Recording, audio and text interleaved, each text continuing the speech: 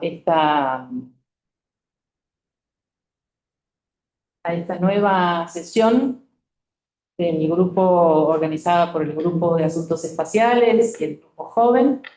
Para nosotros es un placer recibirlos, a quienes están aquí y a quienes se están conectando de manera remota desde distintos lugares, a los que se están conectando desde distintos lugares del país y del exterior.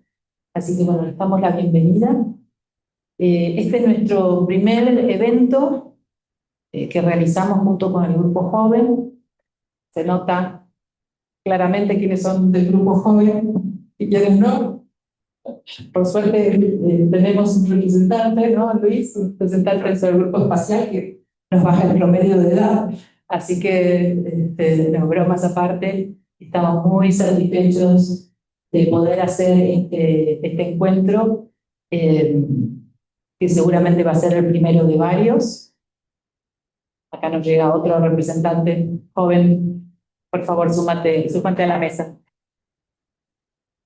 Un poco por qué decidimos iniciar este ciclo conjunto.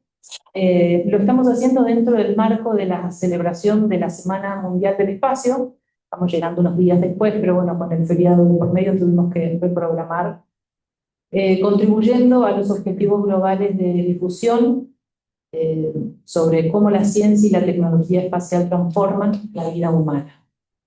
Para muchos podrá parecer evidente, pero no siempre se tiene tanta conciencia de cuánto nos atraviesa la actividad espacial en nuestra vida cotidiana. Lo usamos en un teléfono, en una aplicación, para la agricultura de precisión, cuando volamos en un avión, en distintas cuestiones cotidianas de nuestra vida. Todo lo hacemos con información satelital. En este caso, es yendo al espacio para mirar la Tierra. Pero hoy los tiempos han avanzado vertiginosamente y son más los estados que participan del concierto de naciones con capacidades espaciales y una fuerte incursión del sector privado. Por eso nos proponemos acompañar estos nuevos tiempos y comenzar a poner en escena lo que se viene, la vida del ser humano en el espacio. Eso es justamente el lema de este año de la Semana Mundial del Espacio, Living in Space. Entonces, con ello, algunos de los desafíos también empiezan a aparecer. Algunas tensiones, beneficios, pero a la vez también tensiones. Desde el CARI queremos aportar a esos debates, por cuanto las tecnologías y la actividad espacial se ha tornado prácticamente en una actividad de dominio estratégico, tanto para los beneficios que ofrece la sociedad, como desde una perspectiva geopolítica y estratégica de poder y de relaciones globales. Por eso hoy queremos traer a la mesa de difusión bajo la mirada de los jóvenes, todos jóvenes profesionales, muy formados, mucha experiencia, algunos de los desafíos y oportunidades que enfrenta la humanidad en su proyección hacia el espacio. Lo haremos integrando miradas desde la tecnología, el derecho, la gobernanza, la información espacial, la educación y la cooperación internacional. Por eso esperamos aportar el debate sobre el futuro, tanto de la política espacial de la Argentina, como de los temas de actualidad para la humanidad en entornos espaciales. Y por supuesto, promover nuevas vocaciones en jóvenes, alentando a las próximas generaciones a involucrarse en el desarrollo de la actividad espacial y en sus múltiples dimensiones formativas y estratégicas. Sin, por supuesto, por el derecho, la ciencia política, las relaciones internacionales, dado que en el ámbito que nos encontramos tenemos mucho para aportar a la diplomacia científica y a la ciencia para la diplomacia. Con esto cierro. La actividad espacial es multidisciplinaria e interdisciplinaria y donde nadie hace nada solo. Como muestra de ello son las y los jóvenes expositores que nos acompañan aquí presentes, que están conectados de Canadá, España y Estados Unidos. Seguramente Belén nos va a hacer la moderación y va a presentar a todos. Y también a todos ustedes que están aquí y a quienes están online, que veo que son varios, desde distintos lugares del mundo que se suman para tratar estos temas que nos atañen a todos, que son tanto del presente como del futuro, aquí en la Tierra, en la Luna, Marte y quién sabe también más allá. Así que agradezco a las autoridades del CARI que nos dan siempre este espacio al grupo joven que se sumó a la iniciativa, a todos quienes están para exponer. Este, María, que nos va a dar también una visión muy importante desde el punto de vista de la Argentina. Y bueno, largamos. Bienvenidos. ¿Se escucha? ¿Sí? Sí, sí, perfecto. ¿Sí? Bueno, no, está bien. Muchas gracias, Carolina. Bueno, muchas gracias también a los Para que te expositores. escuchen. Ah, bueno, porque si no, no agarra para afuera. Sí. Y me parece que se escucha mejor, sí. Bueno, muchas gracias, Carolina, y muchas gracias también a los expositores. Les voy a citar muy brevemente y luego, a medida que se va desarrollando cada panel, vamos a leer sus extensas experiencias académicas y profesionales. Nos van a acompañar hoy de manera virtual Roset Almenar, Martina Vitolini y Noel de Castro. Y presencialmente van a estar con nosotros Francisco García Montes, Amelia Saavedra Nale y Nicolás Valentín Conde. El primero de los paneles consiste en la gobernanza de la inteligencia artificial en el espacio, retos jurídicos ante la innovación tecnológica. José Almenar, bueno, primero muchas gracias por estar ahí presente virtualmente. Voy a leer su licencia, realmente admirable. Ella es doctoranda en Inteligencia Artificial y Derecho Espacial de la Universidad de Valencia, España, y miembro del Consejo Asesor Juvenil del Secretario General de la Unión Internacional de Telecomunicaciones en representación de Europa. Actualmente es codirectora del Grupo de Investigación, Inteligencia Artificial y Derecho Espacial, auspiciado por el Grupo de Trabajo sobre Derecho y Política Espacial del Consejo Asesor de la Generación Espacial. Además, ha colaborado como miembro investigador en el grupo de trabajo Equilibrios entre Innovación y Responsabilidad, recomendaciones internacionales para la regulación de la inteligencia artificial en el espacio, auspiciado por el Instituto Internacional de Derecho Espacial, cuyo informe final se publicó en diciembre del 2024. Su investigación se centra en las disciplinas de Derecho Tecnológico y Derecho Espacial, especialmente en lo que se refiere a la teledetección, la inteligencia artificial, la protección de datos y las telecomunicaciones. Muchas gracias y ahora te paso la palabra. Muchas gracias, Belén. Muchas gracias, Carolina, y el resto del comité organizador por la amable invitación a sumarme a este espacio. Buenas noches a todos desde España. Es un placer estar aquí celebrando la Semana Mundial del Espacio. Y bueno, como se ha comentado, mi intervención versará sobre la gobernanza de la inteligencia artificial en el espacio y concretamente sobre uno de los principales problemas que estoy abordando en mi tesis doctoral, que vendría a ser la responsabilidad por daños ocasionados por sistemas espaciales autónomos. Para ello voy a compartir una presentación. Si me permiten, vamos a... ¿Habilitado? Sí. Ahí estamos. ¿Se ve, verdad? No todavía. Ahí sí. ¿A esa? Excelente. Perfecto. Pues como venía anunciando, mi intervención versará sobre los sistemas espaciales autónomos.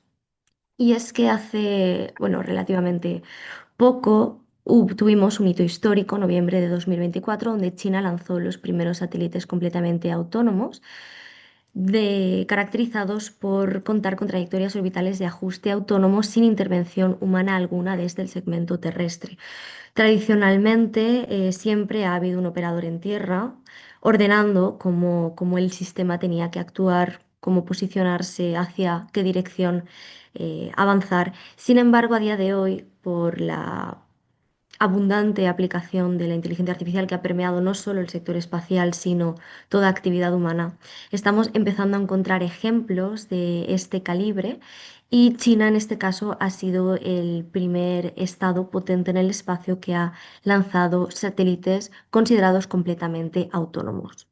Podemos encontrar otros ejemplos en la Agencia Espacial Europea con la misión ERA, cuyo propósito es alcanzar un particular asteroide y por tanto utiliza navegación completamente autónoma. También encontramos ejemplos en el sector de conducción autónoma, de comunicaciones entre satélites, comunicación segmento-espacio, segmento-terreno, minería espacial, análisis de datos. Aquí pueden encontrar algunas de estas aplicaciones listadas. Existe un informe de Hobal Loveys de 2018 donde además se mencionan unas cuantas adicionales, también en el ámbito de las telecomunicaciones, como se ha señalado previamente. También trabajo en relación con la Unión Internacional de Telecomunicaciones y la aplicación en concreto de esta tecnología para la gestión eficiente del espectro se ha señalado en varios foros y también se está estudiando en los distintos grupos de trabajo de la UIT. Por tanto, como pueden observar, es una cuestión de indudable actualidad que está comenzando a señalarse tanto por la doctrina como por la empresa y concretamente aquellos que nos dedicamos a estudiar este fenómeno nos hemos dado cuenta progresivamente que a la hora de analizar la aplicación de los tratados espaciales, concretamente del Tratado General del Espacio del 67 y del Convenio sobre Responsabilidad del 72, tenemos una brecha de responsabilidad cuando hablamos de objetos espaciales que incorporan componentes de inteligencia artificial. Y sobre este marco es sobre el que vamos a debatir a continuación y también voy a tratar de exponer brevemente algunos conflictos que yo he encontrado en mi investigación y algunas soluciones que considero pueden acercarnos un poco más a la resolución de este asunto. Para ello, en primer lugar, por supuesto, debemos definir qué es un objeto espacial y qué es un objeto espacial autónomo, ya que a pesar de que el artículo primero del Convenio sobre Responsabilidad, en su inciso D, menciona que el objeto espacial incluye todas las partes componentes, el vehículo de lanzamiento y las partes que lo integran, esta definición se ha calificado por parte de la doctrina como una definición de carácter parcial. Y si bien es cierto que generalmente entendemos que un objeto espacial es aquel que es lanzado o cuyo lanzamiento se pretende al espacio ultraterrestre, un objeto que ha sido elaborado por el ser humano, no está definido como tal jurídicamente y por tanto es un aspecto a señalar a nivel introductorio, principalmente cuando queremos delimitar de qué se trata un objeto espacial autónomo. Tomando como base esta definición que les comento, complementada por supuesto por el artículo primero, letra D del convenio, podemos afirmar que este concepto englobaría tanto las naves espaciales como los satélites, estaciones y equipos asociados. Y cuando integramos componentes de inteligencia artificial, software, inteligencia artificial, se considera asimismo una parte integrante esencial del propio objeto. Por tanto, encontraríamos una combinación tanto de la estructura física como del propio software de inteligencia artificial. Por tanto, vendría a ser únicamente un componente más que se añade a este objeto espacial del que hablamos. ¿Por qué se considera autónomo? De cómo lo diferencian de un objeto espacial con otro tipo de software y por qué hablamos de una especie de autonomía por parte del objeto? Pues bien, porque se trata de un objeto cuyas particularidades consisten en tener la aptitud para ejecutar operaciones sin intervención humana alguna y además tiene la capacidad de tomar decisiones de forma informada teniendo en cuenta la información que ha recopilado a través de los sensores con los que está dotado. Por tanto, toda esta información que va acumulando y que va recopilando el susodicho objeto le sirve para tomar las decisiones que en su caso van a ayudarle a alcanzar el propósito, el objetivo que se le ha marcado desde su diseño e implementación. Por tanto, cuando hablamos de un objeto espacial autónomo, no hablamos de un objeto espacial que tal vez realiza tareas de automatización rutinarias, sino que realmente tiene una capacidad de pensamiento y de toma activa de decisiones. Como a su vez también les comentaba, principalmente debemos centrar el análisis jurídico en dos de los tratados componentes del Corpus Juris Specialis, el Tratado General del Espacio del 67 y el Convenio sobre Responsabilidad del 72. En concreto, tomando como principal problema la brecha de responsabilidad, que les señalaba, debemos mencionar, por supuesto, el artículo 7 del Tratado General del Espacio, que establece una base de responsabilidad de alcance amplio, tipificada y concretada a continuación en el Convenio sobre Responsabilidad del 72, en un régimen dual de responsabilidad. Si bien por una parte tenemos el artículo 2 con un régimen de responsabilidad absoluta, a posteriori tenemos el artículo 3 que nos establece un régimen de responsabilidad basado en la existencia de culpa.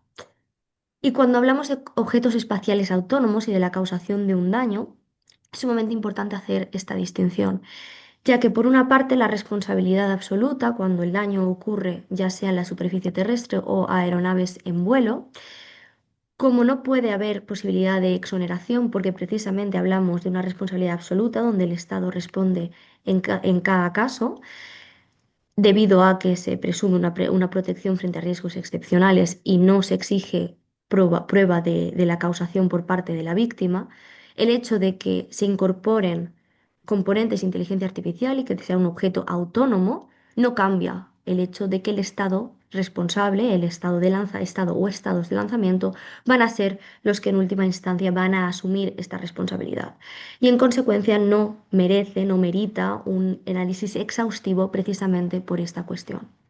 Sin embargo, si hablamos de una responsabilidad basada en la culpa, donde el daño se produce en el entorno espacial y por tanto sí se exige que la víctima pruebe la existencia de culpa y que haya un vínculo de causalidad, aquí es donde nos encontramos con la mayor problemática, ya que generalmente por cómo funciona un sistema de inteligencia artificial y ese proceso de toma de decisiones activo que comentábamos, es realmente complicado de delimitar cómo se ha llegado a tomar esa decisión debido a lo que se conoce como la caja negra de los sistemas de inteligencia artificial. No somos capaces a día de hoy de comprender exactamente cuál ha sido ese proceso, cuáles han sido los datos introducidos o si se ha causado un daño, por ejemplo, si ha sido problema del diseño del software o únicamente una decisión tomada de forma autónoma por el sistema en cuestión.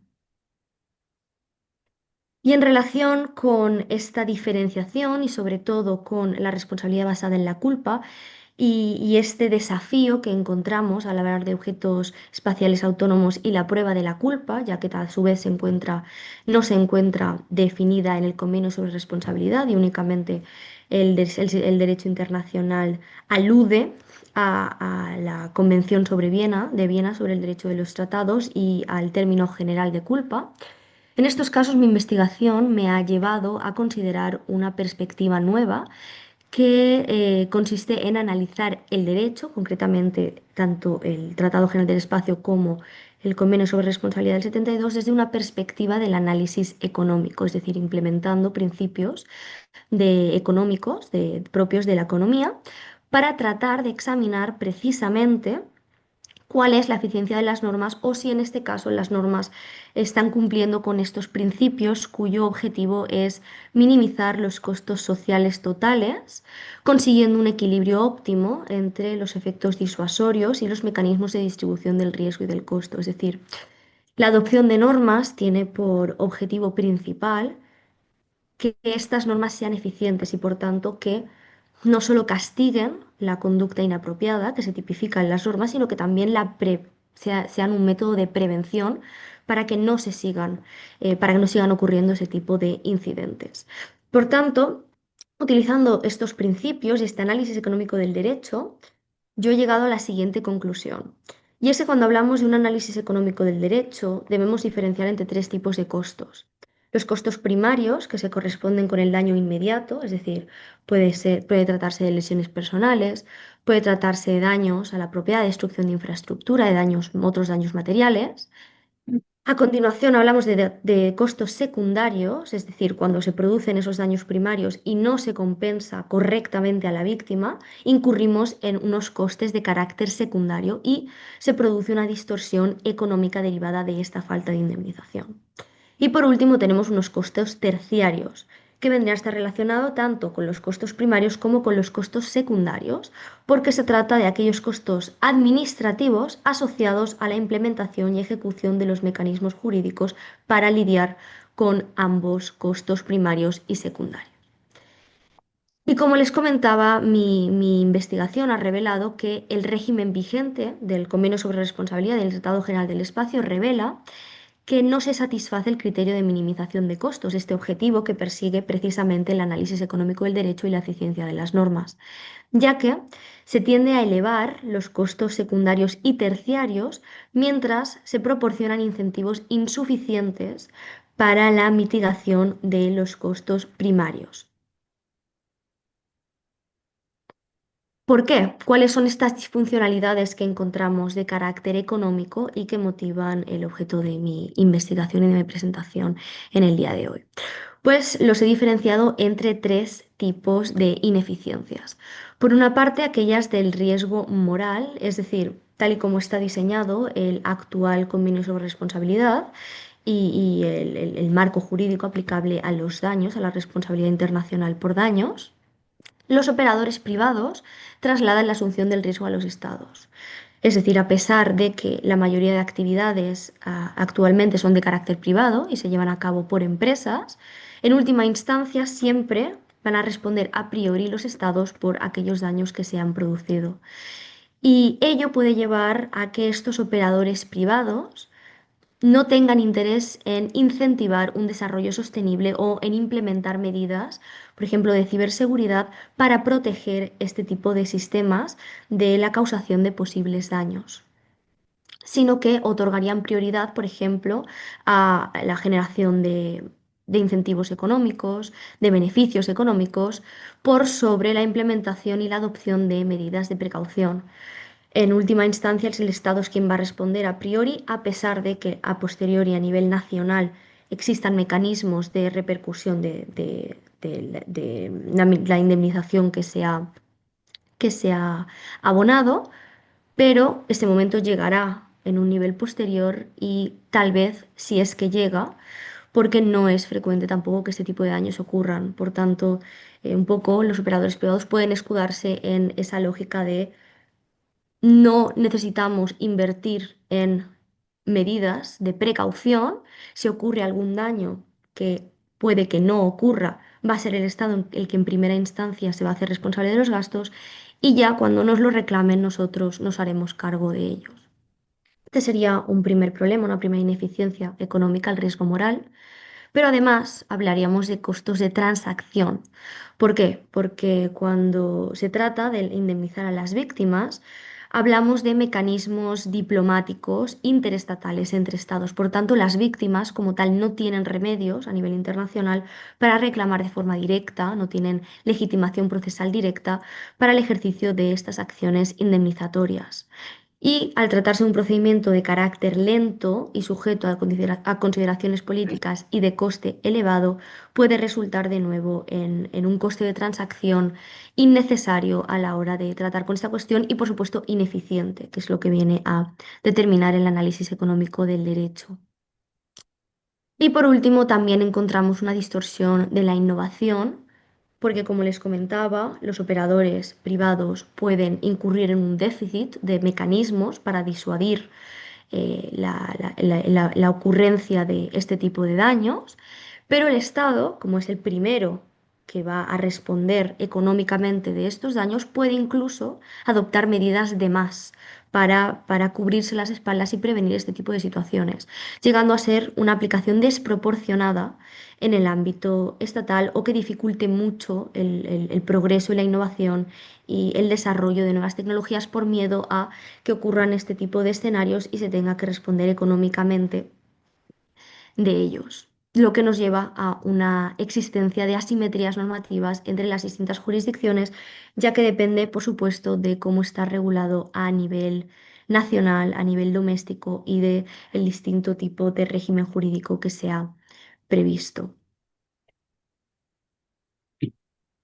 ¿Cuáles serían, en todo caso, aquellas soluciones que a mi parecer podrían implementarse? Y esto, por supuesto, son sugerencias que yo he ido recopilando a lo largo de mi Bueno, investigación, pero disculpa, solamente para decirte que te quedan unos pocos minutos para poder respetar el tiempo de los demás y también cumplir con los horarios de Cari. Estamos súper entretenidos y es muy ujú. interesante lo que estás explicando, pero más o menos los 5 minutos, entre 5 y 8 minutos, lo menos Sí, que gracias, te queden gracias, Belén. disculpa la Sí. interrupción. No, nada, nada. Justo era mi última diapositiva, así que perfecto. Tarda un par de minutos únicamente. Como comentaba, estas son algunas soluciones que considero pueden ser apropiadas para el caso que nos ocupa, ya que, por ejemplo, podríamos hablar de un modelo de responsabilidad por niveles, es decir, no únicamente responsabilizar al Estado de las actividades de carácter privado que supervisa, que se llevan a cabo de acuerdo con el régimen actual de los tratados espaciales, sino también que se responsabilice activamente a aquellos operadores privados y desarrolladores de inteligencia artificial por las acciones que estos objetos espaciales autónomos puedan desencadenar, que además es una cuestión que se ha estado debatiendo en la doctrina respecto a la posible responsabilidad de los operadores privados y a la falta de esta cuestión en los actuales instrumentos jurídicos. Además, también sería conveniente establecer un régimen de aseguramiento obligatorio para este tipo de objetos como mecanismo de garantía para la pronta indemnización de los daños, actuando estas entidades aseguradoras como mecanismos de regulación y gestión del riesgo. Y en última instancia, por supuesto, fundamental sería la armonización internacional. He mencionado aquí un protocolo, la adopción de un protocolo adicional al convenio sobre responsabilidad, aunque por supuesto es una propuesta realmente complicada a día de hoy por la actual situación geopolítica, que no permite avanzar en la adopción de nuevos instrumentos jurídicos a nivel internacional, pero podría ser una opción con con un panorama geopolítico completamente distinto, y por supuesto también podríamos intentar adoptar otro tipo de instrumentos como soft law, directrices, mejores prácticas para lidiar durante ese tiempo con estas ineficiencias económicas que al final repercuten en cómo responsabilizamos tanto al Estado como a las empresas y como las víctimas, que son las principales protagonistas de la protección de estos tratados, pueden verse reflejadas.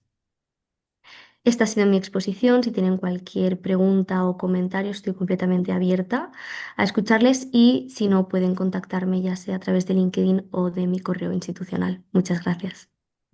Muchas gracias, Rosario, por dudas. Aclaramos el espacio de preguntas que vamos a hacer al final, una vez que se desarrollen todos los paneles.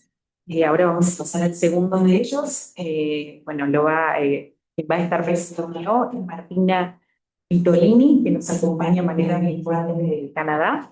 Ella es estudiante de doctorado y asistente de investigación en el Instituto de Derecho Aeronáutico y Espacial de la Universidad McGill en Canadá. Es abogada argentina, donde obtuvo su título de Derecho en la Universidad Nacional de Cuyo. Completó su máster en Derecho Aeronáutico y Espacial en el Instituto de Derecho Aeronáutico y Espacial, mencionado con antelación, donde su tesis exploró el concepto jurídico de usufructo como posible marco para la explotación de los recursos espaciales. Su investigación doctoral actual se centra en la gobernanza lineal, con especial énfasis en las cuestiones de responsabilidad en las actividades espaciales. Es coeditora de un proyecto dirigido por la Universidad McGill que analiza y compara las versiones auténticas y oficiales del Tratado del Espacio Global. Muy bien, te paso la palabra. Martina, muchas gracias. Hola, buenas tardes a todos. ¿Se me escucha bien? Sí, sí. Genial. En primer lugar, quería agradecer por la invitación.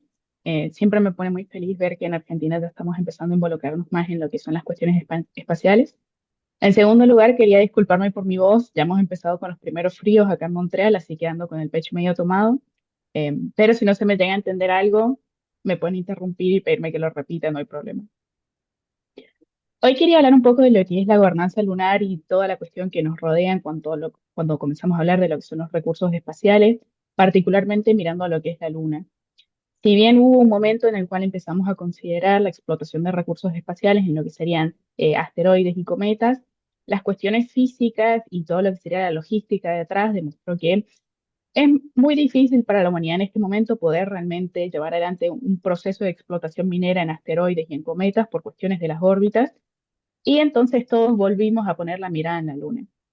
Digo volvimos porque ya en un primer momento, cuando comienza la carrera espacial entre Estados Unidos y la Unión Soviética, el destino final en la mente de ambos era poder llegar a la Luna.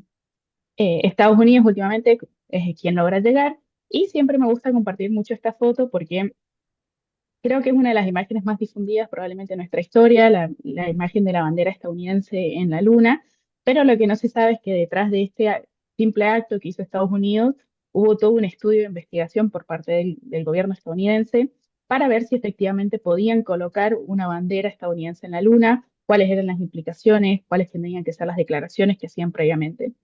Luego de hacer todo este estudio, decidieron, bueno, sí podemos realizarlo, pero tenemos que mencionar que efectivamente no estamos haciendo ningún reclamo de soberanía sobre la luna, sino que simplemente es un mero acto simbólico. Pero el símbolo que hay detrás de esta imagen es una imagen muy fuerte en lo que hablamos de cuestiones políticas, en donde se indica justamente hemos logrado llegar a la luna y hemos colocado nuestra bandera.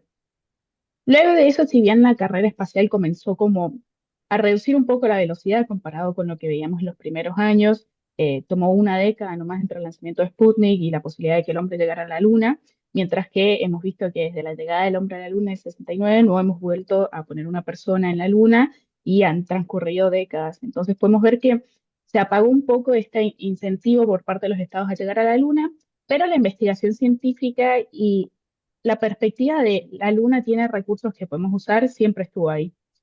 Entonces, obviamente comenzaron a mapearse los depósitos de recursos que vemos en la luna. Encontramos distintos tipos de recursos como helio 3, todo lo que sería el polvo lunar también se encuentra en bastante abundancia. Y vemos que han comenzado a haber muchas discusiones en las últimas 2 décadas en las cuales se ha comenzado a debatir si podemos efectivamente llevar adelante una explotación minera en la Luna y en el espacio en general, o si esto no está permitido, cómo debería realizarse y cuáles son las normativas que deberíamos seguir. El discurso siempre se centra alrededor del artículo 2 del Tratado del Espacio Extraterrestre, que como pueden leer, establece muy claramente que el espacio, incluido los cuerpos celestes y la Luna, no pueden ser objetos de apropiación nacional. Y si bien indica por reivindicación de soberanía, uso, ocupación, también tiene esta frase de ninguna otra manera que deja abierta la interpretación para todo otro tipo de actividad o quizás de acto legal o jurídico que pueda tener el mismo valor que sería apropiación. Así, por ejemplo, si yo excluyo a otra persona por tiempos prolongados de poder acceder a una cierta zona en donde yo ejerzo jurisdicción, por más de que no esté reclamando soberanía, eso se puede considerar también apropiación.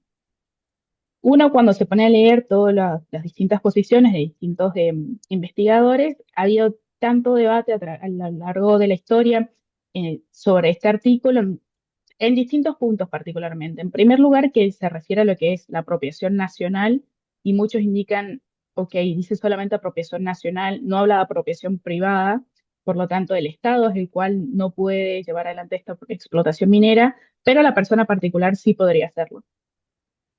Esta es una posición que realmente hoy en día no, creo que son muy pocas las personas que las aceptan, inclusive en los gobiernos, ya que podemos ver, por ejemplo, en Estados Unidos hubo un caso que llegó a la corte, que es el caso Nemitz, en donde era una persona que básicamente le mandaba una factura a la NASA porque la NASA había aterrizado un pequeño objeto espacial en un asteroide para que hiciera ciertas actividades de investigación científica. Esta persona le mandó este documento a la NASA diciendo que ese asteroide le pertenecía a él y que le estaba reclamando básicamente lo que sería el ticket de estacionamiento a la NASA por haber estado en su asteroide. Así de ridículo como suena, llega a la corte y la corte le dice, efectivamente no hay ninguna base legal para que usted pueda reclamar esto, esto es totalmente ilegal, va en contra del artículo 2 del Tratado del Espacio y la situación queda allí. No obstante, el año pasado, o a principios de este año en realidad, hubo otra persona que le mandó una carta similar a la NASA. No inició un proceso legal, pero sí le mandaron una carta y la NASA respondió muy de manera políticamente correcta, responde, no puedes reclamar esto, por favor, mira los antecedentes previos que hay y vuelven a mencionar el artículo 2 del tratado. Y de igual manera, en China hay una asociación que se llama Lunar Embassy, que lo que hacía era vender títulos de propiedad en la Luna. Últimamente también llega a la corte y las cortes chinas dicen que esto no era legal porque efectivamente era una violación del artículo 2. Ahora, por más de que hablemos de que el artículo 2 prohíbe la apropiación y que no podemos reclamar lo que sería propiedad inmueble en el espacio, A partir del año 2010 aproximadamente comenzó a haber toda una discusión con respecto a lo que es la explotación minera y si esto constituía apropiación, porque en realidad no estoy reclamando ningún tipo de propiedad inmueble, sino que estaría reclamando propiedad sobre un objeto mueble, que se entendería el producto, que sería el mineral o el recurso una vez que ya es extraído y que se lo separa del cuerpo celeste. Entonces, esta instancia en la cual yo lo separo del cuerpo celeste, eso me haría que pierda la condición de cuerpo celeste y que se convierta en un objeto que es totalmente distinto de los efectos legales.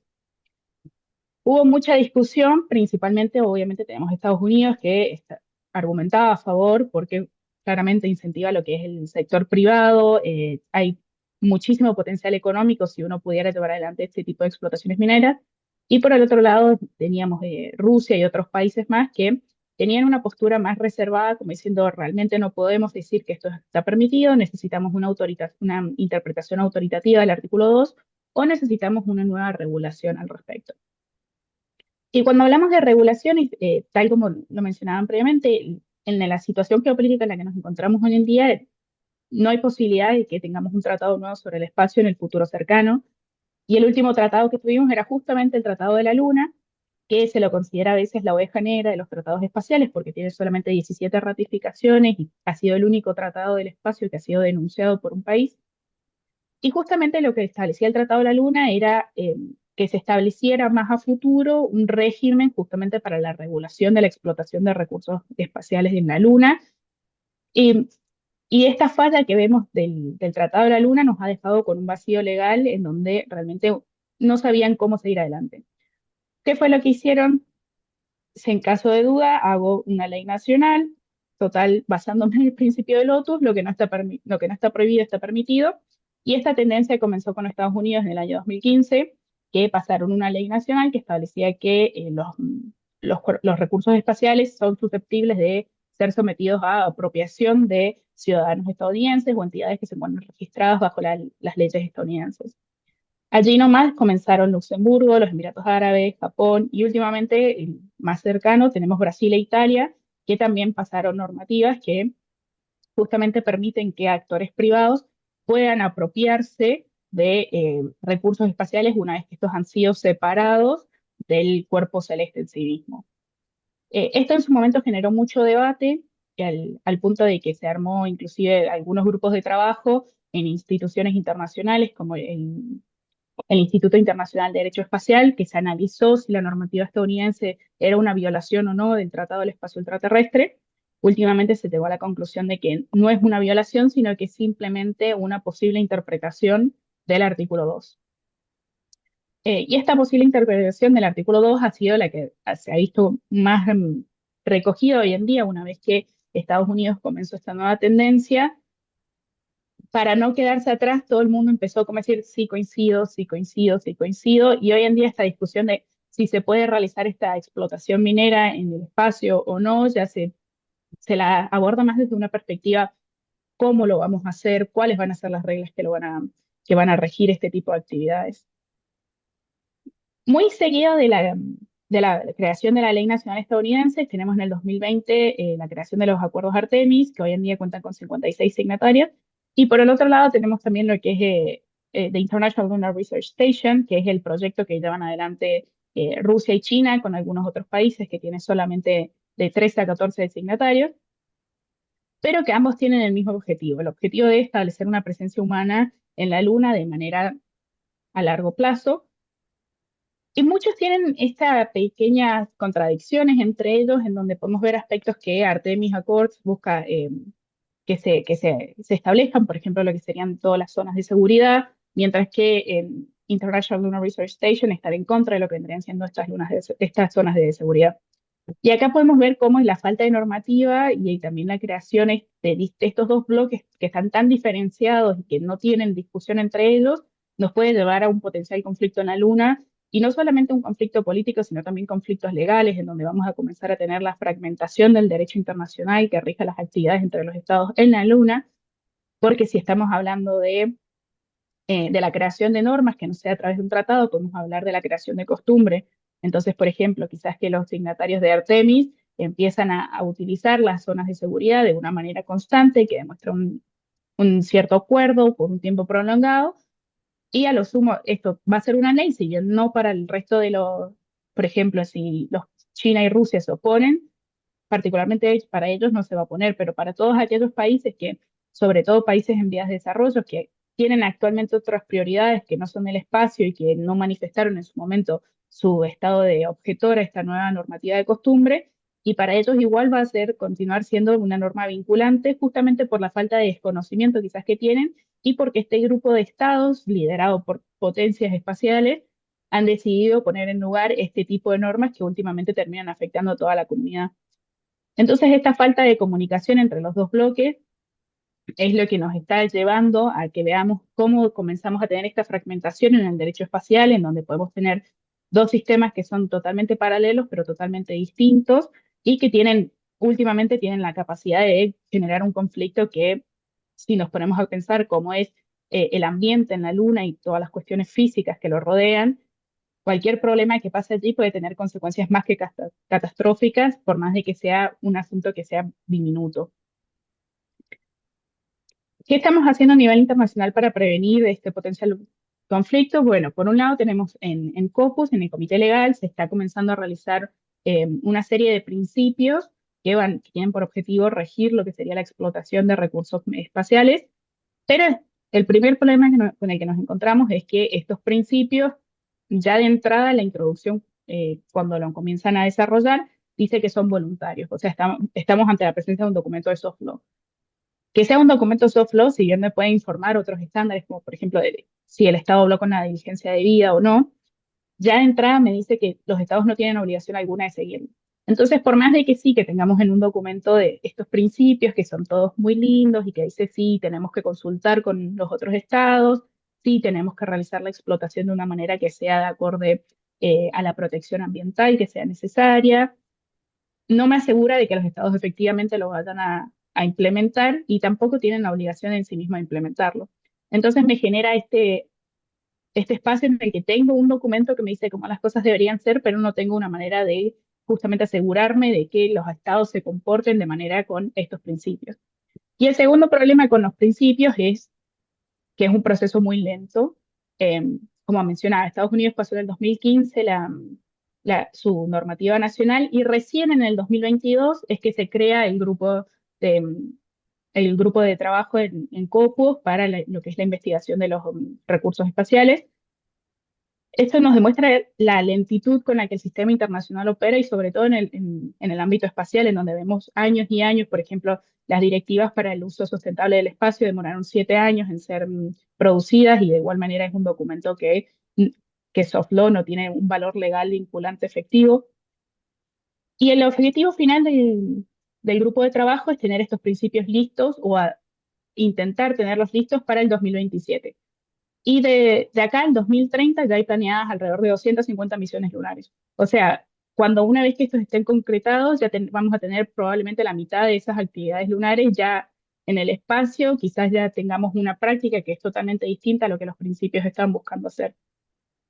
Del otro lado, ya no enfocándonos solamente en lo que serían los recursos, sino más que nada en las actividades lunares en general, también en el marco de COPUOS se crea lo que es el equipo de trabajo para las consultas en lo que sería relativo a las actividades lunares, pero también allí puse una captura de lo que es el plan de trabajo. El plan de trabajo de ellos es terminar en el 2027.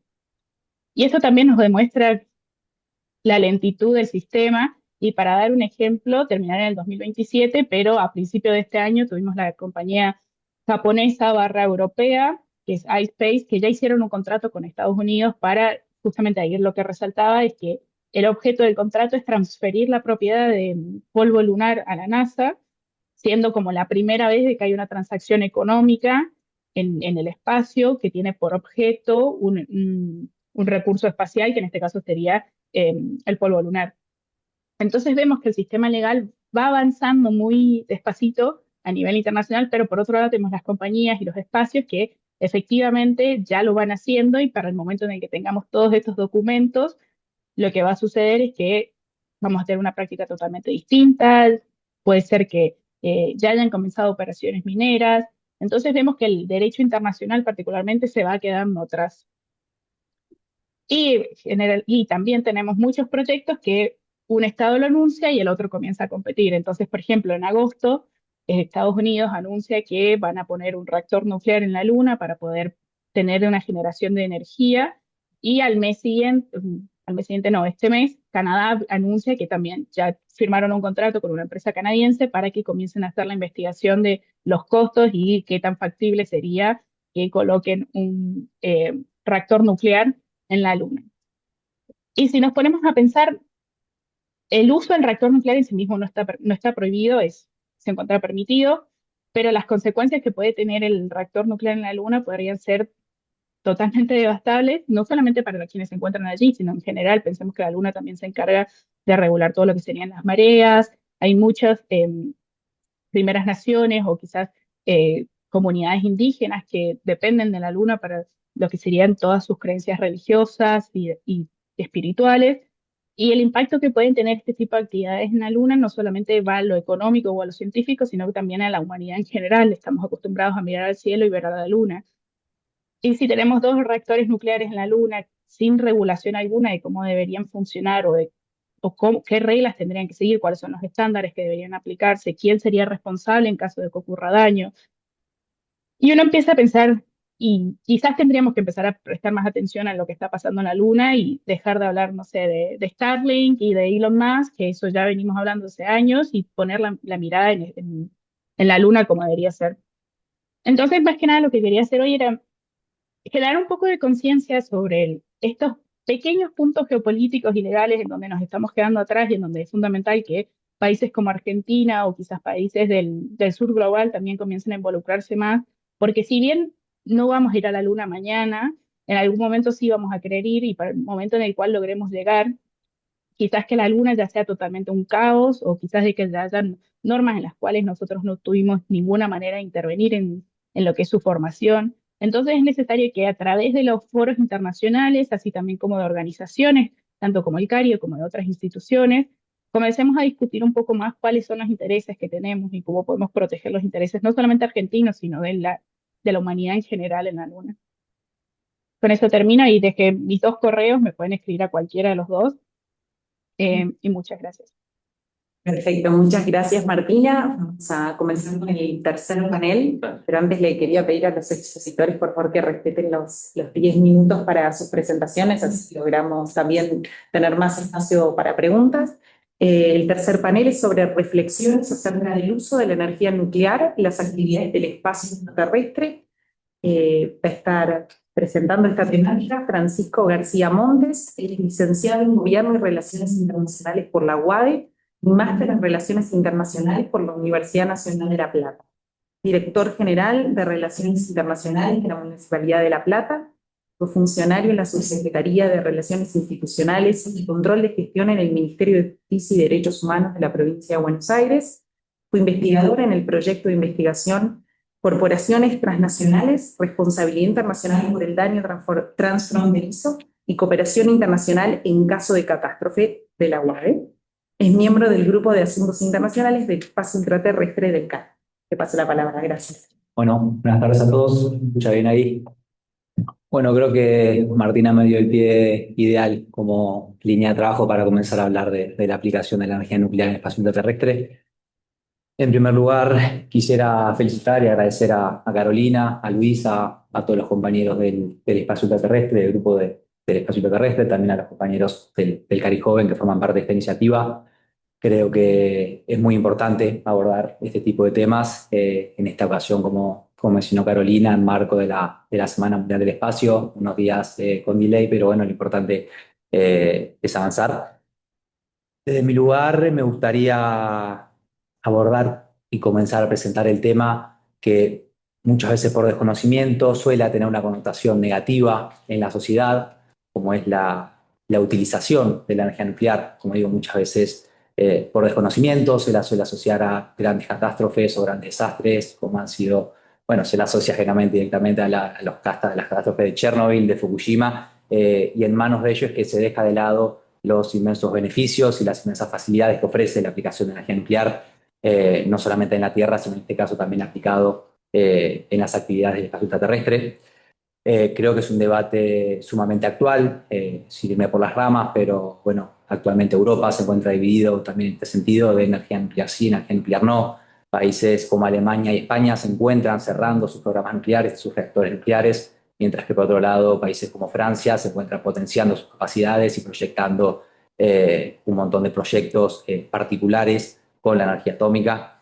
Así que bajándolo un poco también, trayéndolo a nuestras tierras, creo que Argentina, al ser un estado con capacidades nucleares inmensas, ha sido uno de los pioneros desde la década del 50 en la exploración de energía nuclear hasta la actualidad. Creo que es una cuestión que nos interpela y sobre todo creo que a nivel subnacional y a nivel provincial, creo que es un debate que tenemos que dar. Hay muchas provincias que cuentan con legislaciones prohibitivas respecto no solo a la actividad nuclear, sino al transporte de materiales radioactivos. Así que bueno, acá la compañera lo va a explicar mejor, pero abro la puerta, creo que es un tema, que es un debate que tenemos que dar y que tiene que estar en agenda. Pero bueno, sin irme por las ramas, en este tiempo que tengo con ustedes, me gustaría desarrollar brevemente cuáles son los beneficios actuales que vienen teniendo ya desde la década del 60 la aplicación de la energía nuclear en las actividades del espacio ultraterrestre, pero sobre todo cuáles son los beneficios a futuro y por qué constituye un eje central en las actividades futuras, en los proyectos, como bien mencionó Martina, si la humanidad plantea establecer una base permanente en la Luna, en Marte, o bien establecer un reactor nuclear en la Luna para no tantos años faltan, 2030. Mismo también para misiones interplanetarias que se están proyectando. Creo que es muy importante entender, es una reflexión personal, pero que nuestro camino a las estrellas pasa por el átomo. Bueno, también lo ha mencionado Martina, existe todo un marco normativo respecto a todo lo que es el espacio ultraterrestre, el Tratado de la Luna, en lo que es la actividad nuclear. Bien está mencionado el ejemplo de la Luna, que sucedería si distintos estados deciden establecer reactores nucleares de potencia en la Luna. El hecho es que aún no está legislada esa opción, hay muchos proyectos, pero poco legislado al respecto. Un antecedente, también mencionado por las ramas, que ha ocurrido y que ha llevado también a dar pie a este debate, fue la precipitación en 1978 de un satélite soviético, el satélite Cosmos, con un reactor nuclear a bordo que se precipitó sobre el norte de Canadá, afortunadamente sobre una zona despoblada, pero que hubiese sucedido si se precipitaba sobre otra zona. Bueno, a partir de ese acontecimiento, bueno, por suerte no cayó una cuestión en un territorio despoblado, pero que hubiese sucedido si ocurría en un lugar poblado. Pero bueno, a partir de esa desgracia con suerte fue que se dio lugar a este debate. Así que bueno, me gustaría comenzar reflexionando, en primer lugar, acerca de la naturaleza humana, de ese instinto que tiene el hombre de ir más allá de los límites conocidos. Creo que la historia de la humanidad nos muestra que a medida en que la tecnología avanzó, se posibilitó la conquista de los espacios. Primero fueron los mares, luego el espacio aéreo y finalmente el ámbito cósmico, que es el que estamos transitando actualmente. Creo que debemos entender que nos hemos convertido, nos estamos convirtiendo y nos vamos a convertir en una especie que viaja por el espacio. Repasando brevemente la historia, me gustaría destacar dos hechos fundamentales que creo que fueron el punto de partida que dieron inicio tanto a la era espacial como a la era nuclear. El primero de ellos, el 16 de julio de 1945, cuando Estados Unidos, en marco del Proyecto Manhattan, lleva adelante la primera detonación nuclear exitosa. En este caso fue un artefacto explosivo a base de plutonio 239. Fue aplicado a fines militares y fue la antesala en lo que fueron las conocidas bombas de Hiroshima y Nagasaki, pero lo importante es que a partir de ese acontecimiento se dio inicio a lo que conocemos como la era nuclear. Unos pocos años más tarde, 10 años, 2 años más tarde, para ser exactos, el 4 de octubre de 1957, la entonces Unión de Repúblicas Socialistas Soviéticas pone en órbita el primer satélite artificial del planeta Tierra, dando inicio a la era espacial. En ese entonces fue el Sputnik 1. Pero bueno, me gustaría tomar estos dos acontecimientos como punto de partida, como bien dije, porque creo que fueron un punto de inflexión y que a partir de entonces la tecnología avanzó vertiginosamente hasta la actualidad, donde se continúa perfeccionando y sofisticando. Así que me gustaría detenerme en que reflexionemos en conjunto que la energía nuclear ha demostrado ser una experimentada y confiable generadora de energía con ventajas relativas sumamente grandes respecto a otros tipos de generación, como es la combustión química o como es la generación por energía solar. Y sobre todo, yendo al ámbito cósmico, me gustaría que discutamos acerca de los dos grandes problemas o las dos grandes cuestiones que tenemos en cuanto a la generación de energía en el espacio terrestre, que son, en primer lugar, que la energía solar resulta insuficiente, sobre todo si estamos pensando en proyectar misiones que vayan por fuera del sistema solar y se daría por fuera también de su alimentación principal, que es el Sol.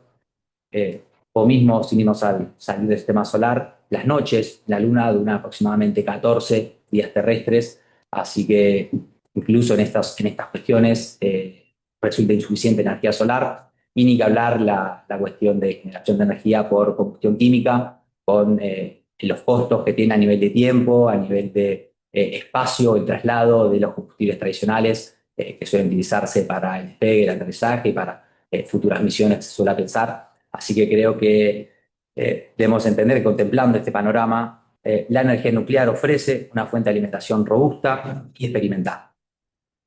Ahora bien, repasar brevemente también, y sin entrar en cuestiones técnicas, cuáles han sido las aplicaciones que ha tenido la energía nuclear en el espacio extraterrestre. Como mencioné, desde la década del 60 se utilizando como la energía nuclear como generadora de energía en el espacio extraterrestre. La realidad es que en la teoría puede aplicarse tanto como generación de energía, que es como se ha utilizado, pero también como sistema, como parte del sistema de propulsión. La realidad es que, como mencioné, desde la década del 60 se ha utilizado principalmente dos tecnologías particulares, que son los generadores termoeléctricos de radioisótopos y las unidades de calentamiento radioactivo. Sin entrar en detalles técnicos, consisten en baterías atómicas que utilizan el calor de la desintegración radioactiva del plutonio 238 para convertirlo en electricidad, en líneas generales. Estos han sido algunas de las tecnologías más utilizadas por las agencias espaciales desde la década del 60 en adelante, y han demostrado ser una tecnología segura, duradera y que no requiere mantenimiento, pudiendo generar una fuente de energía durante décadas, y que ha permitido utilizarse tanto en las misiones Apolo de la NASA, en los rovers que se encuentran en la Luna, en Marte. Todas las imágenes que nosotros vemos son vehículos no tripulados que se encuentran alimentados y abastecidos por estas baterías atómicas. Pero bien, no dejan de ser baterías atómicas, y uno, cuando suele asociar la energía nuclear aplicada al espacio terrestre, buscaría desarrollar un poco también lo que es el poderío de la liberación de energía atómica. Así que los dos principales sistemas de propulsión que se viene pensando son el sistema de propulsión nuclear térmico y el sistema de propulsión nuclear eléctrico. Son los dos grandes proyectos que sobre todo la NASA se encuentra desarrollando.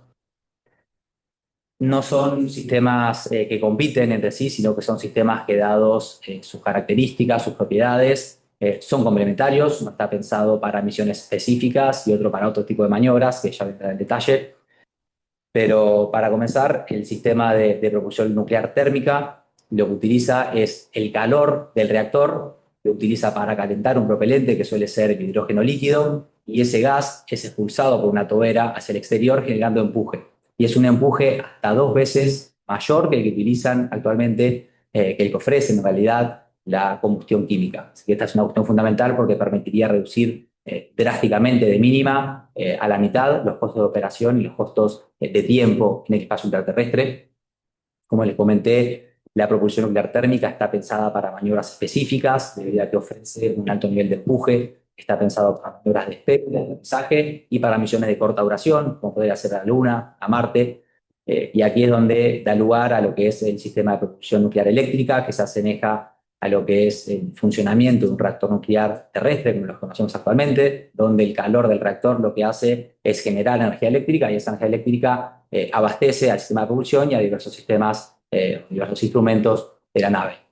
Cuenta con una eficiencia muchísimo mayor, pero está pensada para misiones de larga duración. Así que en este sentido es que digo que son complementarios, porque mientras la propulsión nuclear térmica está pensada para maniobras como despegue y aterrizaje, la propulsión nuclear eléctrica está pensada para misiones de larga duración porque ofrece un nivel de eficiencia mucho mayor. Ahora bien, en su concepción actual, los sistemas de propulsión nuclear está pensado que sean lanzados en frío, es decir, que se continúe utilizando la combustión química para el despegue y el aterrizaje, pero que una vez en órbita sean la propulsión nuclear la que permita la que tome el control y la que permita reducir tiempos y sobre todo los costos también. Me gustaría también mencionar que en el futuro previsible, como les conté, la propulsión química va a seguir siendo, por lo menos a corto plazo, la utilizada, sobre todo en la cuestión para disminuir la cuestión de riesgos, tanto de maniobras de despegue como de aterrizaje, y el reactor se pondría en funcionamiento únicamente cuando el satélite se encuentre o la nave se encuentre en órbita. Debemos entender también que la energía nuclear resulta fundamental para la proyección humana en el exterior, sobre todo porque permitiría hacer factible el conocimiento del espacio profundo, saliendo de lo que es el sistema solar, y sobre todo también la presencia sostenida en la Luna o en Marte. Bien salió, como dijo Martina, el tema de los reactores, los famosos SMR, que son pequeños reactores modulares. Argentina también fue pionero con el tema del CAREM, así que creo que tenemos muchísimo que aportar en este sentido, pero creo que retomo esta idea que resulta impensado no utilizar la energía nuclear en el ambiente del espacio intraterrestre, sobre todo en nuestro camino hacia las estrellas, creo que pasa por el átomo. Y en este sentido, Argentina también constituye un actor con enormes capacidades y con enormes recursos, tanto en el ámbito nuclear como en el ámbito satelital. Creo que es tiempo de comenzar a tener este debate, de comenzar a proyectar los proyectos estratégicos que vinculen en conjunto tanto la cuestión espacial con la cuestión atómica. Se ha pensado en su momento, el proyecto CAREM nace de hecho en realidad como un proyecto de un pequeño reactor modular para los submarinos de propulsión nuclear en la gestión de Castro Madero. Después con el tiempo se reconvirtió y fue proyecto de reactor modular, con actualmente está detenido. Pero así como hemos tenido este proyecto Karen, creo que podrían aplicarse a distintos satélites o a distintos proyectos. La cuestión, creo que Argentina tiene mucho que aportar en la cuestión tanto de energía atómica como de la cuestión satelital. Para cerrar, me gustaría también rescatar una reflexión de Albert Einstein, que fue uno de los primeros teóricos de la energía atómica, quien en 1946, después de que el mundo descubra el poder devastador de las bombas de Hiroshima y Nagasaki en Japón, afirmó que la liberación de energía atómica lo había transformado absolutamente todo, excepto la mentalidad humana. Por lo tanto, el avance tecnológico, sin un cambio en la conciencia humana, podría conducirnos a la aniquilación, decía en su momento Einstein. Y creo que hoy esa advertencia continúa vigente. Creo que la ciencia nos dio los medios para transformar el mundo, pero únicamente la humanidad puede decidir cómo utilizarlos. Muchas gracias.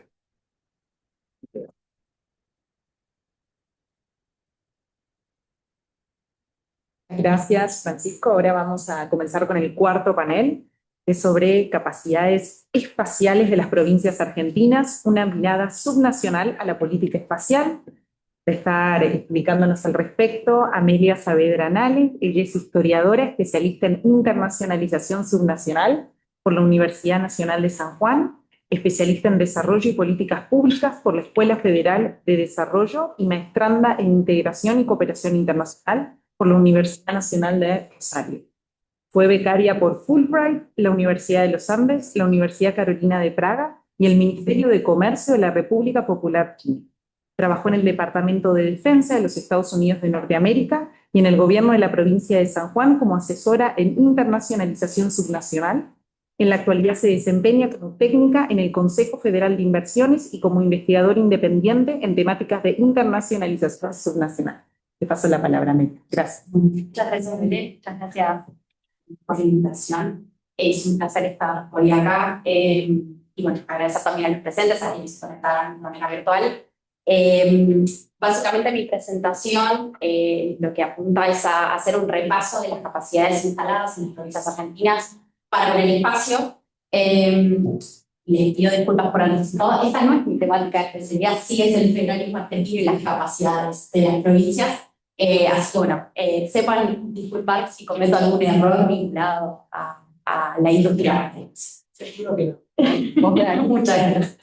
Bueno, en primer lugar, cuando pensé esta presentación y hablando con Caro de cómo pensar el mundo desde el espacio y desde el espacio hacia el mundo, o hacia la Tierra en realidad, me puse a pensar, bueno, ¿por qué mirar espacial desde lo subnacional? y entender que la Argentina es un país con un régimen político federal, donde las provincias han conservado unas competencias vinculadas a la ciencia, la educación, los recursos naturales y la industria.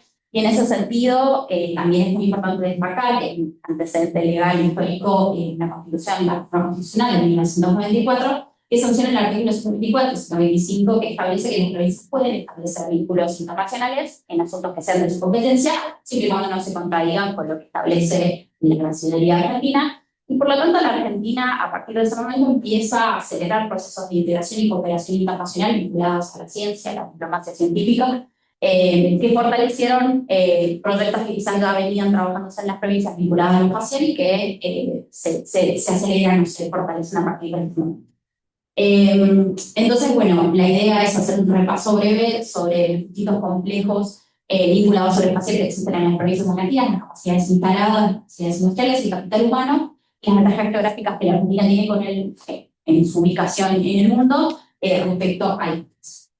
En líneas generales podemos identificar 6 complejos provinciales originales vinculados al espacial. Tenemos el complejo astronómico Cuyo, integrado por las provincias de San Juan y Mendoza, el complejo satelital de Río Negro, con INVAP, pero también, bueno, ahí hacer una breve alusión a lo que comentaba el compañero previamente respecto a la importancia del Quinto Balseiro también en la ciudad de Bariloche, el complejo espacial de Neuquén, el complejo aeronáutico de Córdoba y el complejo tecnológico de la provincia de Buenos Aires. En primer lugar, bueno, hablando del complejo astronómico Cuyo, es quizás uno de los que mayor trayectoria e historia tiene en la región. Se trata de una serie de observatorios con distintos tipos de capacidades que se fueron instalando a partir de la década del 50 en la región. Entre los principales podemos destacar el Casteo y el Sesco, que están instalados en el departamento de Canicaja, en la provincia de San Juan. El CAP también se está construyendo, en este momento lamentablemente está parado por cuestiones vinculadas a disputas geopolíticas de nuestro país. Se trata de un radiotelescopio en colaboración con el gobierno chino, con la Academia China de Astronomía y la Universidad Nacional de San Juan. Y por último podemos mencionar el Observatorio de Croyer, que está en la localidad sureña de Mendoza de Malargüe. La particularidad de la región de Cuyo es que, debido a su característica geográfica, por su altitud y también por sus cielos despejados, es una zona óptima para la astronomía, para la observación, pero también para la radioastronomía, y tiene la particularidad de contar también no solamente con esta infraestructura de observación astronómica, sino también con capacidad instalada en materia de capital humano.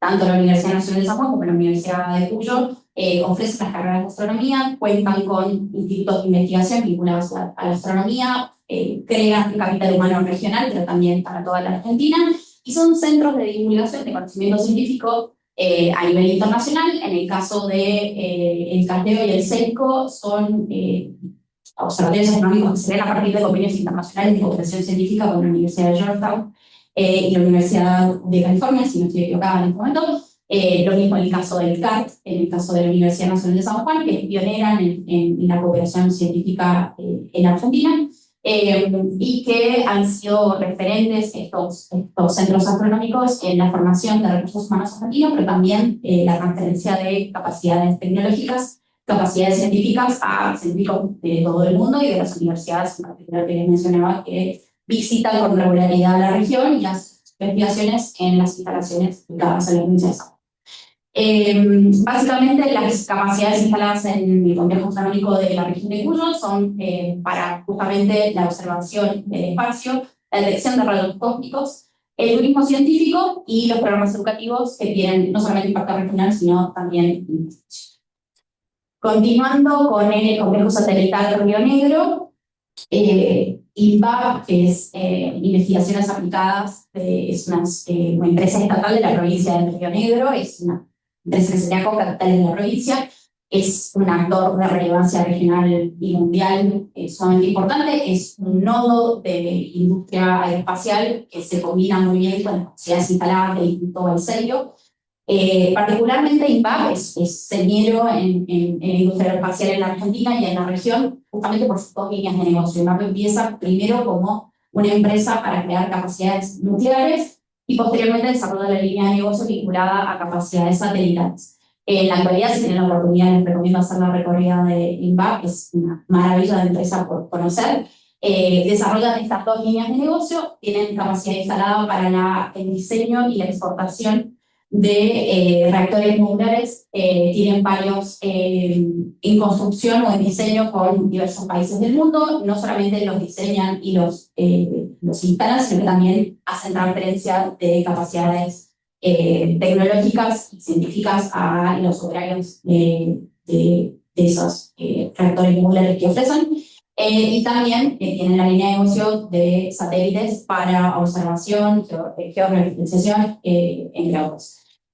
Fueron muy importantes en el testeo de los satélites ASAT para previos a su lanzamiento, cuentan con capacidad instalada para todo tipo de pruebas de sonido, vibración, electrónica dentro de su fábrica. Y tiene la particularidad de crear un nodo en la región de la Patagonia rionegrina de trabajo y ciencia e investigación, además de una fuerte cadena de proveedores, además de la capacidad de exportar tecnología y capacidades técnicas a toda la región.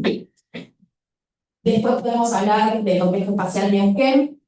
Tenemos instalada en la región de bajada del Agrio la antena de la... siempre se me confunde el nombre. República Popular. El nombre de la estación es complejo. Pero tenemos instalado un satélite que se crea junto a la República Popular China, decía acá un compañero, para la observación espacial. En el caso, este es un convenio de cooperación en el cual la Argentina se reserva el 10% del uso del satélite para poder hacer exploración e investigación. Tiene la particularidad de, por su ubicación en la región patagónica, tener un muy buen uso de la observación por sus características climatológicas, además de su altura.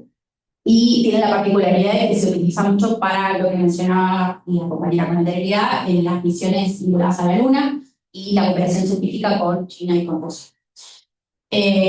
Avanzando no mucho tiempo, podemos hablar del complejo aeronáutico Córdoba. Este también es un nodo estratégico vinculado no solamente a la tradición aeronáutica de la fábrica de aviones PADEA, sino también a la Universidad Nacional de Córdoba, que tiene la carrera de Ingeniería Aeroespacial y se fortalece mutuamente a través de la cooperación continua en materia de ciencia y desarrollo. No solamente tienen la capacidad de fabricar y diseñar aviones, sino también de ofrecer servicios de reparación. Por lo tanto, los procesos con los que trabajan están certificados y es una empresa pionera en materia aeronáutica argentina. Y también, bueno, la formación de recursos humanos, no solamente para la región, sino también para el mundo. Tiene la particularidad de que se trata de una empresa que tiene articulación público-privada y por lo tanto no solamente forma a profesionales sumamente capacitados, sino que también tiene la capacidad de absorber requerimientos de empresas privadas que necesitan mantenimiento de aviones, también hace el mantenimiento de la flota de la Armada Argentina, de la Fuerza Aérea, perdón, gracias. Y cualquier otra empresa que requiera cualquier tipo de reparación, FADEA la puede ofrecer. Finalizando ya casi, el complejo tecnológico de la provincia de Buenos Aires, que concentra en el área metropolitana de la provincia de Buenos Aires, lo que mencionaba previamente el compañero, capacidad de instalar material industrial, de observación, científica, de investigación, y también empresas asociadas a brindar servicios vinculados a la observación satelital. Y tiene la particularidad de ser una cadena bastante más integrada que en otras regiones del país, particularmente por su ubicación geográfica y su conectividad. Y también, bueno, tiene la particularidad de, por la cercanía con la pampa húmeda argentina, ofrecer servicios vinculados a otras actividades, como por ejemplo el agro, y el monitoreo ambiental de cuencas hidrográficas para la región pampeana. Entonces podemos, habiendo hecho este sumamente breve repaso de los distintos complejos aeroespaciales que la Argentina posee, podemos decir que hay una serie de capacidades que son transversales y son complementarias en estas regiones. Podemos mencionar brevemente capacidades científicas, capacidades tecnológicas, capacidades geográficas, y que son complementarias entre sí, que no generan competencia, sino más bien complementariedad, que tenemos que apuntar a mejorar o trabajar en los desafíos, los diversos desafíos que estas instalaciones tienen para fortalecerse en sus regiones o en sus provincias. Estos tipos de desafíos son operativos, institucionales, de gobernanza. Podemos hablar de dificultades en la coordinación nación-provincias, que existen duplicidades de distintas iniciativas en las cuales muchas veces la complementariedad no abunda. Entonces, bueno, quizás la necesidad de crear un Consejo Federal del Espacio en la Argentina sea momento oportuno para empezar a pensarlo y empezar a generar sinergias entre las distintas regiones, generar financiamiento sostenible. Esto es una de las principales problemáticas del sector. Lamentablemente, las provincias muchas veces no cuentan con los recursos necesarios para financiar actividades espaciales y por lo tanto dependen del financiamiento de agencias especiales o de la nación para poder llevar adelante este tipo de proyectos. Sobre todo porque se tratan de proyectos de largo plazo que requieren compromisos de más de una década, por ejemplo, y que la economía argentina no permite una proyección a largo plazo. Al mismo tiempo, también dificultades respecto a la transferencia tecnológica y las cláusulas contractuales, por ejemplo, lo que mencionaba anteriormente en el caso de Neuquén, la provincia solamente pudo obtener un 10% del uso de la estación que tiene con China. Entonces, por una cuestión de peso geopolítico, muchas veces las provincias terminan siendo perjudicadas respecto al uso de las instalaciones, y en ese sentido, bueno, fortalecer capacidades de gobernanza le permitiría a las provincias conservar mayor uso de las instalaciones, poder tener una posición de negociación un poco más fuerte. Y también una de las principales desafíos y dificultades que tiene la Argentina en este momento es la retención del talento. Muchas veces otros estados, otras entidades educativas ofrecen mejores condiciones laborales para los trabajadores formados en Argentina, en lo que respecta a investigación y al desarrollo en la industria aeroespacial. Entonces es muy difícil conservar a estos talentos, sobre todo, por ejemplo, en el caso de Bariloche, que tiene serias dificultades de desarrollo urbanístico y alto costo de vida, poder sostener un trabajo en complejo aeroespacial rionegrino es muy difícil a veces para los científicos argentinos. Entonces muchas veces terminan yéndose a otras ciudades, a otros países donde se les ofrecen diferentes condiciones de vida. Son desafíos que quizás no involucran solamente al sector, sino también la planificación urbana, la planificación socioeconómica de las provincias o incluso de la Argentina. Es un desafío a superar. Pero por otro lado, también podemos hablar de potencialidades estratégicas para estas regiones y para estas provincias. Podemos hablar de clústeres provinciales que se pueden desarrollar a partir del desarrollo de cadenas de proveedores locales. También generar espacios de impulso al empleo calificado, justamente generando mejores sinergias entre las universidades locales o universidades de la región y los complejos industriales que mencionaba recién. También el turismo científico de divulgación, que es muy poco explorado todavía en la Argentina. En el caso de San Juan, por ejemplo, el CASLEO atrae cierta cantidad de turismo científico, pero es poco conocido aún en la Argentina y aún más en la región. Se trata de uno de los cielos más limpios y de mejor observación para cualquier ser humano, no importa el nivel de conocimiento que tenga sobre astronomía. Ir a observar el cielo sanjuanino del sur, Latino, se los recomiendo, es una experiencia maravillosa. Las estrellas se pueden tocar con la mano, así que si alguna vez tienen la oportunidad, bienvenidos a la provincia y pues. Por otro lado, las aplicaciones económicas para la utilización de satélites diseñados y lanzados en Argentina para la mejora en el uso del suelo agrícola y el manejo de situaciones climáticas, el uso costero, el monitoreo costero, el monitoreo ambiental de cuencas hidrográficas en Argentina, son todavía espacios de vacancia para los cuales la industria satelital tiene mucho que aportar. Y por último, la diplomacia científica subnacional. Como les mencionaba, existen trayectorias de larga data en las universidades nacionales en el interior argentino, en las provincias argentinas, que tienen capacidades técnicas instaladas para poder seguir desarrollando la diplomacia científica, generando nuevos contextos, nuevos convenios bilaterales o convenios multilaterales con otras entidades científicas del mundo, estados nacionales, observatorios. Por último, mencionar las fuentes consultadas, fuentes oficiales de cada una de las instituciones que mencioné. Mencionar estos últimos textos, Tracking Space Technology Ladder in the South, me pareció un texto maravilloso, aunque fue tomando la teoría de Hassan, y el texto de del espacio Alentando América Latina. Así que muchas gracias, mi contacto lo tienen ahí.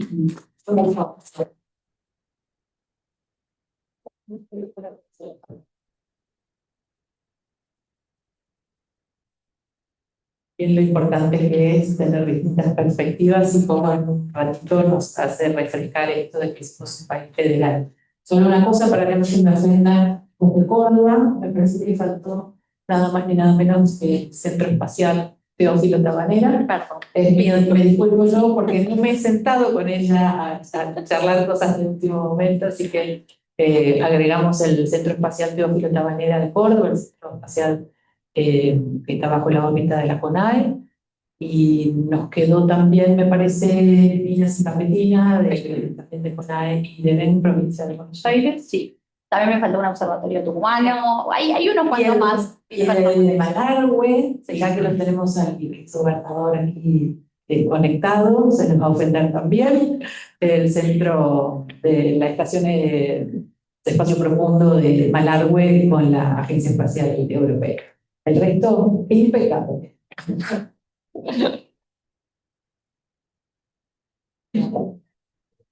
Muchas gracias, Amelia. Ahora vamos a dar comienzo al quinto panel. Es Living in Space. ¿Qué sueños y misiones lleva a un astronauta cuando va al espacio? Les recordamos por las dudas a los dos expositores que quedan pendientes que por favor si pueden respetar, no quiero ser la policía malo, pero por lo menos para que haya 10 minutos y 10 minutos y que haya también un espacio de preguntas. Muy bien, quien va a estar exponiendo en este quinto panel es Noel de Castro. Ella es ingeniera biomédica con maestría en ingeniería aeroespacial y candidata a astronauta por la Argentina tras la firma de un memorándum de entendimiento entre la empresa Action Space, la Comisión Nacional de Actividades Espaciales y la Secretaría de Ciencia, Tecnología e Innovación de Argentina, que avala la reserva de un lugar para un profesional de Argentina en un próximo viaje espacial privado a la Estación Espacial Internacional con una misión clara: integrar la ciencia, la tecnología y el talento argentino en la nueva era espacial global. Ella está instalada en Estados Unidos y se especializa en bioastronáutica, estudiando la respuesta fisiológica del cuerpo humano a condiciones espaciales como la microgravedad y la hipoxia, así como el diseño de equipos de soporte vital y trajes espaciales más eficientes. Paso la palabra a Noel y muchas gracias. Nada más Living in Space. Gracias. Sí, te juro. Nada, bueno, nada, muchas gracias por esa introducción. Así que sí, soy Noel de Castro, mi ingeniera biomédica. La ingeniería biomédica es básicamente electrónica orientada a lo que es medicina, ¿no? Entonces, toda mi vida quise enfocar un poco más de lo que era la ingeniería biomédica al mundo espacial, y ahí es donde entré en el mundo que se conoce como ECLES, que es control de ambiente y equipos de soporte de vida. Y en eso, básicamente, de lo que se trata, ¿no? Es construir soportes de vida para que los humanos puedan vivir en un ambiente que es totalmente ajeno a nosotros, que es el espacio. Antes de empezar, obviamente, en mi carrera del mundo espacial, trabajé en Salta mucho tiempo, aproximadamente 1 año y medio en hospitales, trabajando con equipos justamente de soporte de vida, mucho tiempo respiradores, máquinas de anestesia. Ahí es donde aprendí la base de la fisiología humana y después ya decidí obviamente emprender más mi camino por el mundo espacial, ¿no? Y, y fue ahí donde apliqué por primera vez en Estados Unidos a la carrera de bioastronauta. Y básicamente combinaba todo esto, ¿no? La idea de poder estudiar equipos de soporte de vida, pero para los astronautas. Y obviamente que el camino para llegar a eso fue un poco largo, pero bueno, logré entrar a este curso de bioastronáutica, viajé a Estados Unidos, empecé con mi primer curso que era Fundamentos de la Astronáutica, y ahí fue cuando dije, listo, este es mi camino para llegar a ser astronauta. Y en medio de ese camino me encontré con algo que todavía existe en Argentina, que es que no hay un camino definido para que personas latinoamericanas puedan convertirse en astronautas. No hay todavía una carrera que pueda derivarnos a convertirnos en astronautas y poder representar tanto a Argentina, a los jóvenes, y pasa en toda Latinoamérica. Entonces, para mí fue realmente un reto, bastante largo y complicado porque tenía que construir una carrera que nunca había existido en nuestro país. Y todavía lo sigo haciendo y espero que en algún momento esa carrera pueda estar presente en el país para todos aquellos que realmente desean tener esta pasión de ir al espacio, ¿no? Después de que terminé, bueno, bioastronáutica, volví a Argentina unos meses y realmente me di cuenta que para empezar a construir este camino como astronauta tenía que estar en Estados Unidos, así que empecé mi maestría en ingeniería aeroespacial y obviamente que en medio de ese camino empecé con la lista de cosas necesarias para ser astronauta, piloto de avión, buceo, paracaidismo. Empecé a llenar el currículum de cosas necesarias para en algún momento tener la oportunidad de ir al espacio, ¿no? Y obviamente en esos momentos empecé a golpear puertas por todos lados. Empecé obviamente en Argentina, Secretaría de Innovación, Ciencia y Tecnología, empecé con la CONAE y empecé como a investigar, ¿no? O sea, realmente por qué Argentina tendría que hacer una misión espacial, qué es lo importante de una misión espacial y qué vamos a lograr con una misión espacial. Y obviamente ahí aprendí mucho del país, mucho de lo que mencionaron en las presentaciones anteriores, ¿no? Todas las capacidades y tecnologías que desarrollamos como argentinos, toda la historia que tenemos en la industria espacial y realmente lo importante que es que el resto del mundo nos conozca y que vea el talento que tenemos. Y, y obviamente ser parte de la nueva era espacial, ¿no? Que ya apunta más quizás a viajes a Marte, quizás a la Luna. Está muy asociado, como comentaba en una de las presentaciones, la minería, energía nuclear, agricultura, y todas esas son cosas que realmente Argentina es potencia y podría ser una gran potencia en la industria espacial. Entonces decidí enfocar un poco una misión espacial que básicamente traiga eso sobre la mesa, ¿no? Lo que es energía, minería, agricultura y poder relacionarla a ese tipo de investigaciones que realmente vayan a ser beneficiosas para Argentina y para la misión espacial y para convenios internacionales que podamos lograr, ¿no? Eh, y en medio de este camino empecé a conocer empresas de Estados Unidos que se dedicaban a hacer viajes espaciales, porque en Estados Unidos los viajes espaciales los maneja a la Estación Internacional, la NASA, pero la NASA no recibe astronautas que no sean ciudadanos americanos. Lo que logró hacer NASA es abrir licitaciones de misiones espaciales, que se llaman PAM, Private Astronaut Missions. Eso significa que se habilita la Estación Espacial Internacional para que astronautas de otros lugares, a través de sus gobiernos o de otras empresas que se dediquen a hacer viajes espaciales, tengan la oportunidad de entrar a la Estación Espacial Internacional. Y estas licitaciones son aplicadas por empresas, una de ellas es Axiom Space, que es con quien CONAE logró firmar un acuerdo de entendimiento, un MOU, y fue ahí donde empecé mi relación con esa empresa. Ellos habían aplicado esta licitación, ganaron 2 viajes espaciales para la Estación Espacial Internacional y ellos estaban muy interesados en empezar las relaciones con Argentina. Entonces, nada, para mí fue hermoso poder coordinar lo que era una empresa como Axiom y Argentina y ver realmente el potencial que había en unificar esto. Porque Axiom empezó a dedicarse a hacer básicamente una NASA, pero a nivel internacional. Ellos tienen eh, varias aristas en el mundo del espacio, energía nuclear, están construyendo una estación espacial privada, están haciendo data centers de inteligencia artificial que son orbitales, eh, tienen empresas paralelas como Intuitive Machines que se dedican a hacer rovers para la Luna y para Marte, entonces realmente era un acuerdo que iba a lograr que Argentina tenga un avance no solo en una misión espacial, sino también en muchas otras cosas que podían servir, digamos, que realmente iba a impulsar a Argentina a la nueva era espacial. Así que fue ahí donde empecé mi relación con ellos, logramos firmar una reserva de asiento para una próxima misión a la Estación Espacial Internacional y obviamente todo esto se estima para el 2027 y viene obviamente años de trabajo en conjunto, ¿no? Realmente armar una misión espacial, solamente una investigación que se tenga que hacer puede demorar quizás 10 meses hasta tener todo planificado y contar cada minuto de un astronauta en la Estación Espacial Internacional.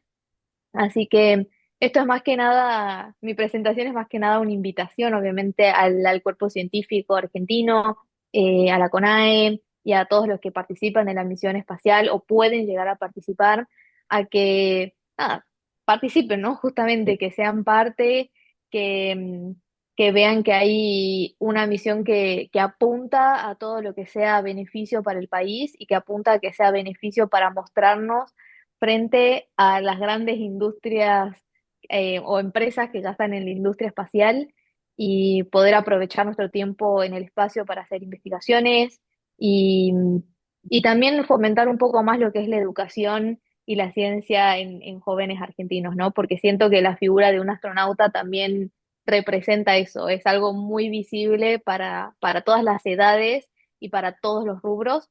Así que considero que es algo muy importante y que deberíamos tomar provecho como parte de la industria espacial. Así que bueno, quiero hacerlo cortito para no sacar mucho tiempo. Obviamente que si tienen algunas preguntas ya un poco más de mi vida de entrenar como astronauta, las escucho, no tengo ningún problema, voy a estar contestando. Y bueno, básicamente eso. Gracias.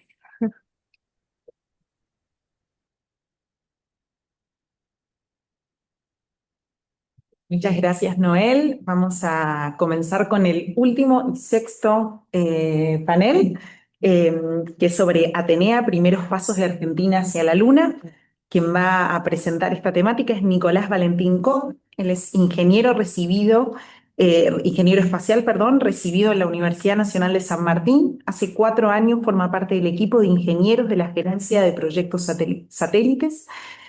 Trabajó como ingeniero en sistemas del instrumento SAR en la misión SAOCOM-2 y actualmente es responsable de la fabricación, integración y ensayos del satélite del proyecto Atenea. Muchas gracias. Bueno,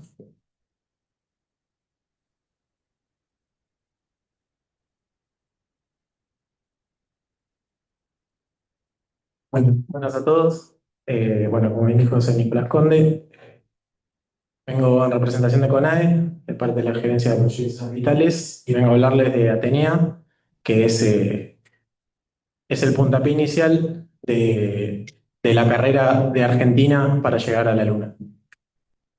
Bueno, Atenea nace, el punto de partida es los tratados firmados por Argentina se firmaron en julio de 2023 respecto a los tratados, los acuerdos de Artemisa, que tienen como objetivo establecer normas y buenas prácticas para la exploración ultraterrestre.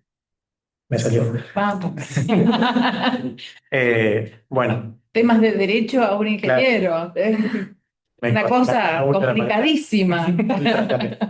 Bueno, y entonces Argentina firma ese acuerdo, y como consecuencia de eso, y también por la larga trayectoria que tienen, la relación que tienen entre NASA y CONAE, que llevan más de 30 años, se hicieron varios proyectos en conjunto. La CONAE fue invitada a principios de 2024 a formar parte de la misión Artemis II con un CubeSat de 12 unidades, que es el que se ve ahí en el centro. Es un CubeSat que tiene una dimensión de más o menos 20 centímetros por 20 centímetros por 30 centímetros de profundidad, y que tiene un reactor nuclear. No, mentira. No se trata de y bueno, entonces me perdí. Forma parte de la misión Artemis II. Para los que no saben, bueno, igual ya se explicó en alguna parte de las presentaciones. Artemis II busca llevar de nuevo personas a la Luna, tripulación a la Luna, como punto intermedio para después ir hacia Marte también. Nosotros somos parte de Artemis II. Anteriormente pasó Artemis I, que Artemis I fue lanzada hacia la Luna, orbitó la Luna, pero no llevó tripulantes. Llevó cargas útiles, que eran básicamente 10 satélites también invitados, como nos invitaron ahora nosotros, que orbitaron la Luna. Y para que tengan una dimensión de la dificultad de esta misión, de esos 10 satélites, la mayoría o no prendieron o prendieron apenas unos minutos y murieron. y solo sobrevivieron algunos y por muy poco tiempo. Y nosotros ahora estamos invitados para Artemis 2, que acá está un diagrama de cómo va a ser la misión, que en este caso sí lleva tripulantes por primera vez después de 50 años o más desde las misiones Apolo, en donde nosotros vamos a formar parte del adaptador que adapta la que se llama etapa criogénica y la cápsula Orión, que es donde van los astronautas. Estamos justo debajo de los astronautas, para tranquilidad de todos. No puede fallar. Bueno, la misión tiene una órbita que es órbita de la Tierra, se van separando las etapas del lanzador. Ellos van a probar maniobras de docking y algunas maniobras para las futuras misiones que van a manejar los astronautas. Después se separa esta etapa criogénica que se llama así, donde estamos nosotros. Nosotros nos quedamos dentro de esta etapa. El Orión sigue su ruta hacia una maniobra hacia la Luna. Toda la misión que orbita la Luna y vuelve a la Tierra tarda 10 días, aterriza de nuevo, no bajan en la Luna ellos. Y nosotros nos quedamos en la etapa criogénica. Acá viene la parte un poco triste, que Atenea no llega a la Luna. Atenea va hacia la Tierra, igual que esa etapa criogénica. Y nos van a soltar. No somos nosotros solos, hay 4 satélites invitados de todas las... en los acuerdos de Artemisa ahora hay 55 países. Nosotros somos parte de esos 55 países. Hicieron una convocatoria y nosotros somos uno de los 4 que están volando en esta misión. Entonces hacemos una órbita alrededor de la Tierra y caemos y nos disolvemos en la atmósfera. Bueno, entonces retomando, NASA nos invita a nosotros a principios de 2024 para poder hacer una misión. Es una última oportunidad. Tienen que hacer un satélite de 2 unidades en 4 meses y entregarlo en Estados Unidos. En ese contexto, lo que hizo la CONAE es una convocatoria a todos los actores de la industria espacial argentina, tanto del sector público como del privado, tomar en carpeta todos los proyectos teniendo en cuenta unos puntos muy claros. El primero es que necesitamos productos que estén maduros, que quizás es mejor si tenían ya herencia de vuelo, que entren en un CubeSat 2EU, porque Argentina tiene una capacidad muy grande de hacer satélites grandes, pero en satélites chicos recién se está iniciando. Entonces, que entren en el satélite y además que el equipo de trabajo tenga la capacidad de poder modificar sus diseños y fabricar rápidamente de nuevo si es necesario para poder viajar en una misión tripulada, que también es algo nuevo. Bueno, después de todo ese proceso se eligieron las distintas subsistemas y cargas del satélite y se definieron las misiones, los objetivos de misión, que son los que están en pantalla: definir procesos para misiones tripuladas en metodologías ágiles, satélites de bajo costo, validar y darle herencia de vuelo a subsistemas desarrollados enteramente en el país, capacitar también tanto a las instituciones como a la propia CONAE para misiones tripuladas, sobrevivir el ambiente extremo en el que va a estar Atenea, con componentes COTS, que son componentes comerciales, validar sensores ópticos de la carga útil de un SAM, determinar la posición de Atenea con el GNSS desarrollado por la Universidad de La Plata, que encima vamos a estar por encima de la constelación GPS, lo cual es un desafío también. Validar el sistema de comunicación de largo alcance para futuras misiones de espacio profundo y contribuir a fomentar los esfuerzos de colaboración internacional de la CONAE, especialmente con NASA y los acuerdos de Artemis, el programa Artemis.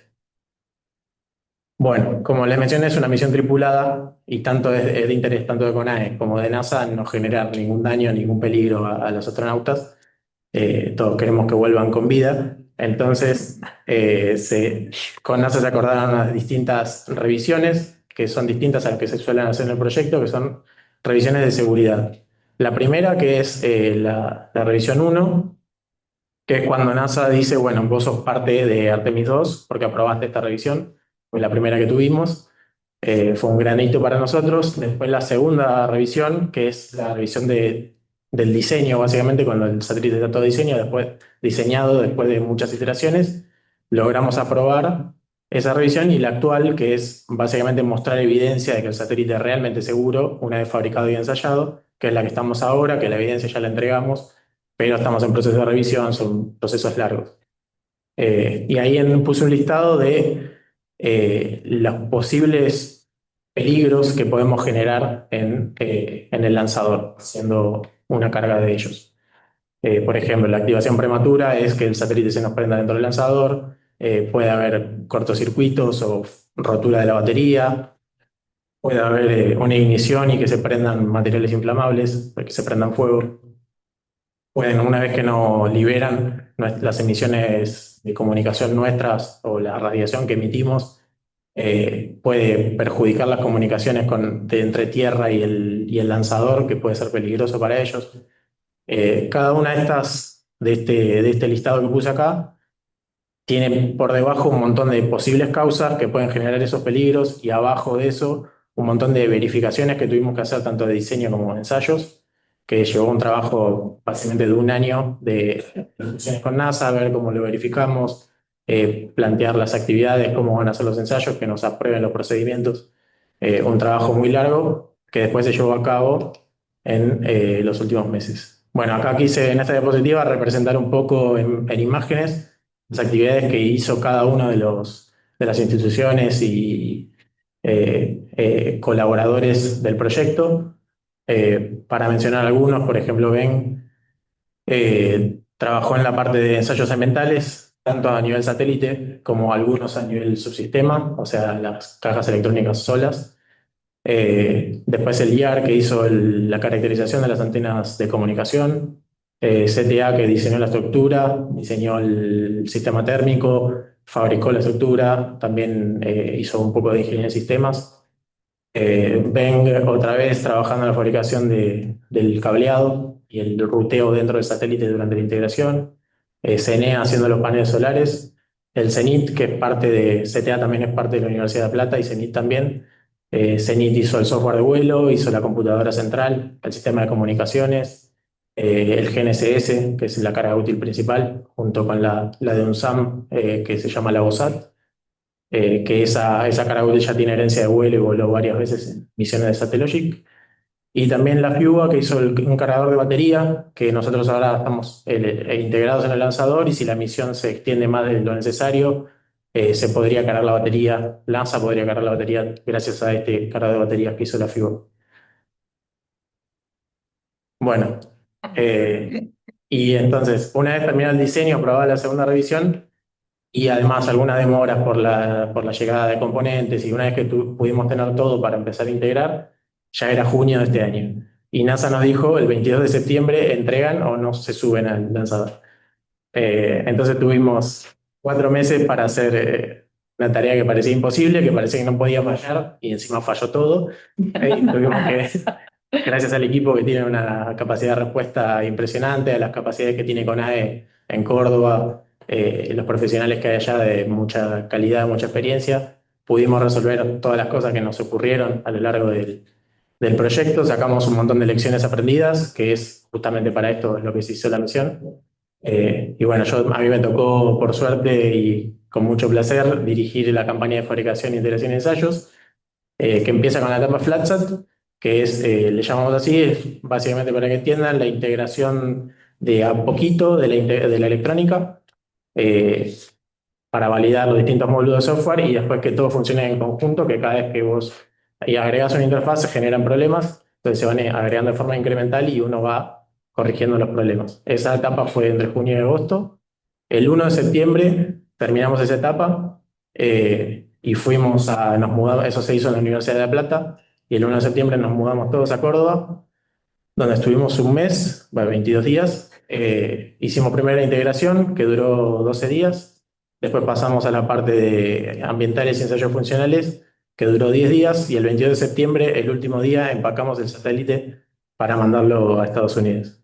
Y acá viene el final feliz. El 29 de septiembre estuvimos en Estados Unidos. Pudimos integrar el satélite en el dispenser. Vimos muy de cerca, esas imágenes son del lanzador, el SLS. Ahí donde indico en el centro de la figura es donde está integrado Teneas, ese adaptador que les decía, y pudimos meter un pedacito de Argentina en ese lanzador gigante. Ahora actualmente encima de eso está integrada la cápsula Orión también, y tiene fecha de lanzamiento, en la primera ventana empieza el 6 de febrero y se extiende hasta la mitad de año, así que en alguna de ese periodo se va a lanzar del año que viene. Bueno, para cerrar, Quería, así como hicimos una convocatoria cuando surgió este proyecto en 2024, estamos trabajando con NASA para poder participar en las misiones Artemis 3 y las que siguen, y también en otras misiones que tiene la agencia.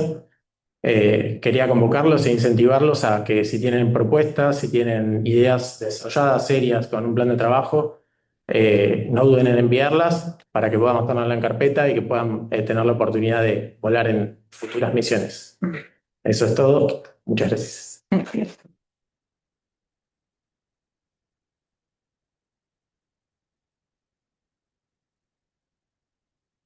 Gracias, Nicolás. ¿Te parece que hacemos un espacio de preguntas de 1 a 2? Sí. Estamos un poco Sí. excedidos de horario, nos van a venir a echar, porque el grupo joven y el grupo espacial son uno de los grupos tipo kermés. Terminamos 7:30 y son las 9 y todavía seguimos. Entonces, bueno, hay que cumplir ciertas reglas del edificio. Exactamente. Así que si hay 1 o 2 preguntas, las Vamos acá. hacemos y no sé si acá, no sé si en el chat o bien acá presentes, ahí hay una. ¿Qué te ponen? ¿Le alcanzamos el micrófono? Sí, ahí estaban acá. Bueno, primero quería agradecer al gusto de este espacio, a los oradores por las charlas tan enriquecedoras. Bueno, por un lado, quería por ahí, bueno, surgen un montón de preguntas por lo interesantes que fueron. Quería por ahí agregar un par de cositas respecto, bueno, la federalidad del sistema espacial o ese tipo de investigaciones. Nos tenemos que acordar, por ejemplo, también del Observatorio Astronómico de Córdoba, que fue súper relevante cuando había muy pocos observatorios en el hemisferio sur. Por otro lado, que el sistema nuclear INVAP es la cara comercial de un entramado nuclear muy grande que incluye la fusión de energía atómica, que también tiene centros atómicos, o sea, no solo el de Bariloche, está los de Buenos Aires, está en Córdoba, está en Rosario, está bien. Y después, respecto a la energía nuclear, sí que la energía nuclear no es solo para obtención de energía, sino también están los detectores de radiación que se usan en los cohetes, que se usan en la estación espacial, y que Argentina ya mandó detectores al espacio, que salieron de la Comisión de Energía Atómica. En cuanto a lo que es producción de energía, también por ahí tenemos que diferenciar bien cuáles son los métodos, porque hay muchos reactores, entre comillas, muy distintos. Están los reactores de fisión, que tienen ensambles críticos, que son los que realmente se suelen asociar con peligrosidad.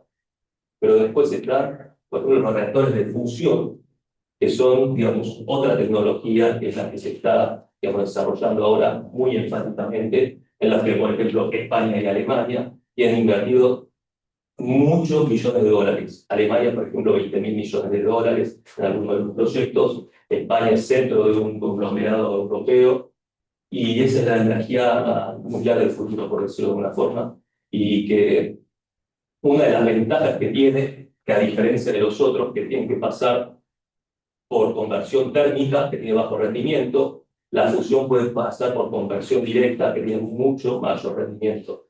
Entonces, es una digamos, de las puertas al futuro. Gracias. Muchas gracias por el aporte. ¿En línea hay alguien? Sí, yo no llego a leer, pero alguien levantó la mano. Podemos hacer esa pregunta y ya ir cerrando, si te parece bien, Carolina. ¿Quién está ahí que yo no veo? Alguien levantó la mano para hacer una pregunta. Hola, ¿se escucha? Sí. Bueno, quería agradecerles a todos por la exposición, cada una de ellas muy enriquecedora. Yo estaría de parte de la Dirección de Asuntos Nucleares, Espaciales y de Seguridad Internacional, que se conoce como DIGAN, de la Cancillería. Quería aprovechar también que hay asistentes de diferentes ámbitos para recalcar también el rol del Ministerio de Relaciones Exteriores, especialmente del área en la que yo participo, que es DIGAN, pero también muchas otras, que acompañan los distintos proyectos y participan de los foros internacionales, en las discusiones de los temas que hemos estado charlando hoy. Y queremos también ponernos a disposición para acompañar a empresas, a instituciones en estos procesos de internacionalización. Y antes de terminar, sí hago una consulta. No sé si estará conectada la disertante española, no la veo ahora, mi dispositivo no me permite verla. Tenía una consulta sobre si ella en sus estudios había prestado atención a sistemas autónomos letales y a los foros en los que se están conversando eso, si tenía alguna opinión al respecto. Muchas gracias. Roser se desconectó, ella está con 5 horas para adelante y mañana ya estaba en la madrugada teniendo un viaje, así que por supuesto la dispensé que se quede hasta el final, pero me iba a encargar de transmitir las preguntas que hubiera para ella. Perfecto. Sí, no sé si Bordón querrá dar unas palabras de cierre o hacer alguna consulta. Si sigue conectado.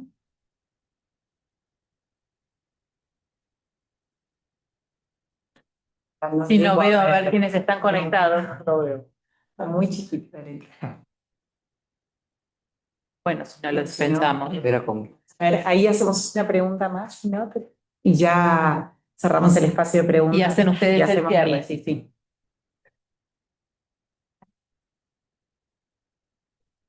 En realidad tenía para hacer comentarios para todos los panelistas porque me pareció sumamente interesante todas las perspectivas. Dado el tiempo voy a hacer algunos comentarios un poco más relajados por el momento. Primero que nada, agradecerle infinitamente a Noel y a Nicolás porque nos llenan de orgullo como argentinos, porque son una muestra clara de la cooperación internacional y de que Argentina puede estar en proyectos internacionales, así que realmente eso es fantástico. Me encantó la versión original de una historiadora hablando de federalismo y me parece que es un lindo ejercicio hacer un mapa de la República Argentina sobre todo lo que hay y ahí yo incluiría Campo del Cielo porque es un museo a cielo abierto y creo que es parte de lo que el país puede ofrecer en temas espaciales y sobre todo en lo que es la temática de defensa planetaria. Y lo último es una pregunta folclórica para Noel, ¿cómo le sirvió el buceo para la astronauta? Así que nada, con eso muchísimas gracias a todos y a los organizadores, a los grupos, el grupo joven y al grupo de asuntos espaciales.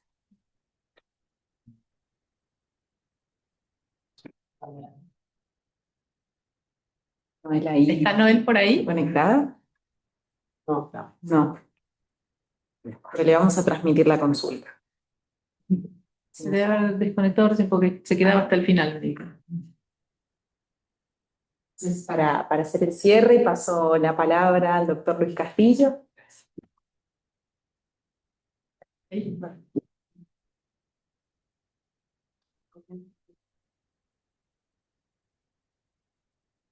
Bueno, buenas noches. Para mí es un gusto poder cerrar en representación del grupo espacial y les agradezco la posibilidad al CARI de que siempre le da al grupo del espacio y al grupo joven la oportunidad de debatir estos temas, ¿no?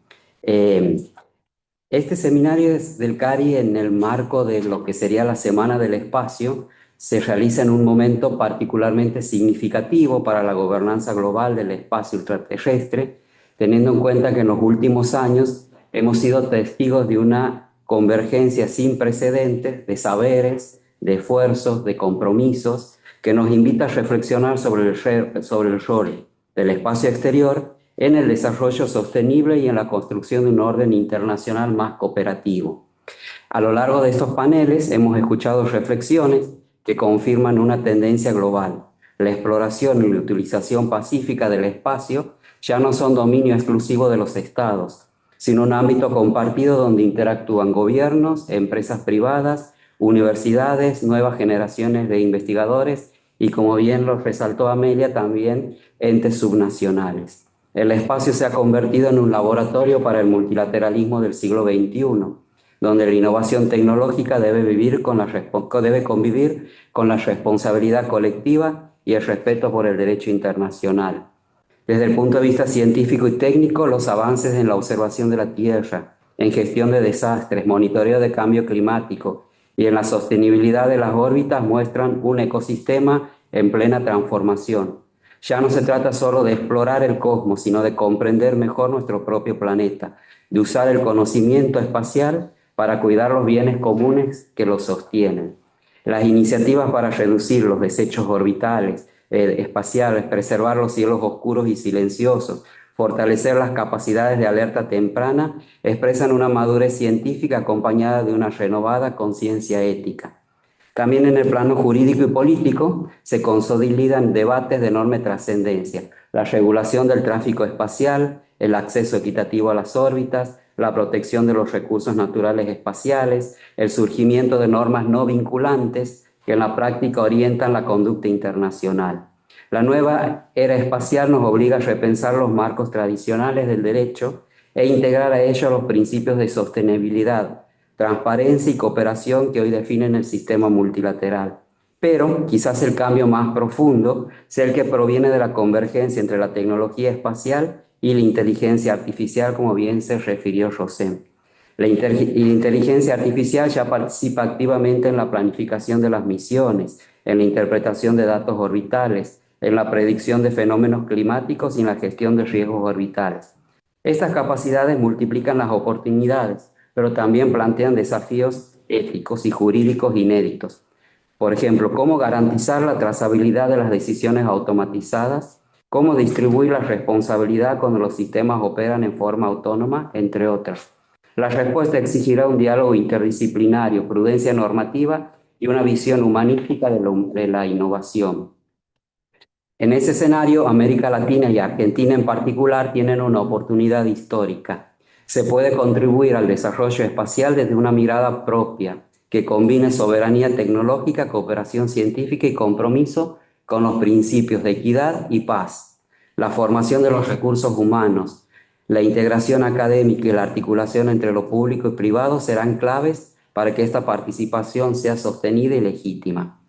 Y permítame concluir con una reflexión antes de cederle la palabra a Belén.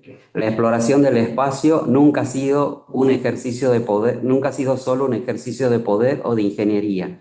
Es ante todo una expresión de nuestra condición humana, de la necesidad de conocer, de trascender y de cuidar. La nueva era espacial nos desafía a equilibrar la curiosidad con la prudencia, la tecnología con la ética y el progreso con la solidaridad. El futuro del espacio y el futuro de la Tierra están entrelazados. Y en ese vínculo se juega nuestra mayor responsabilidad, que es transformar la innovación en bienestar y el conocimiento en cooperación. Gracias.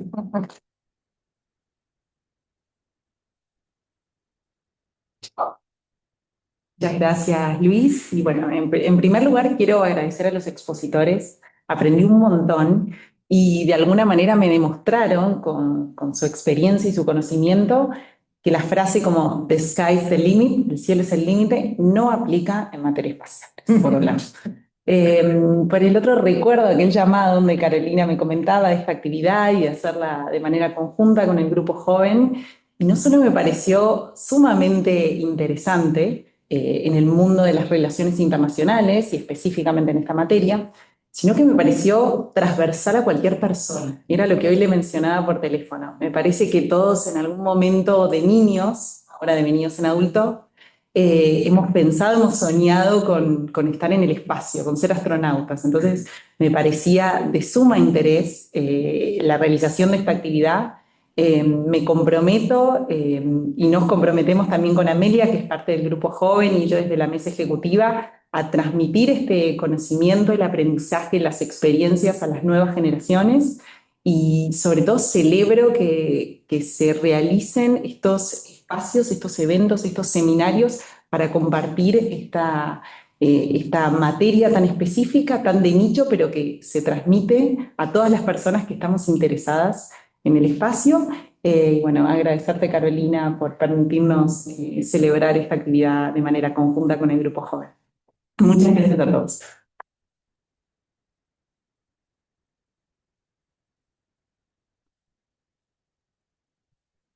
Con esto ya cerramos por más. Así que los invitamos a que estén atentos a los próximos encuentros.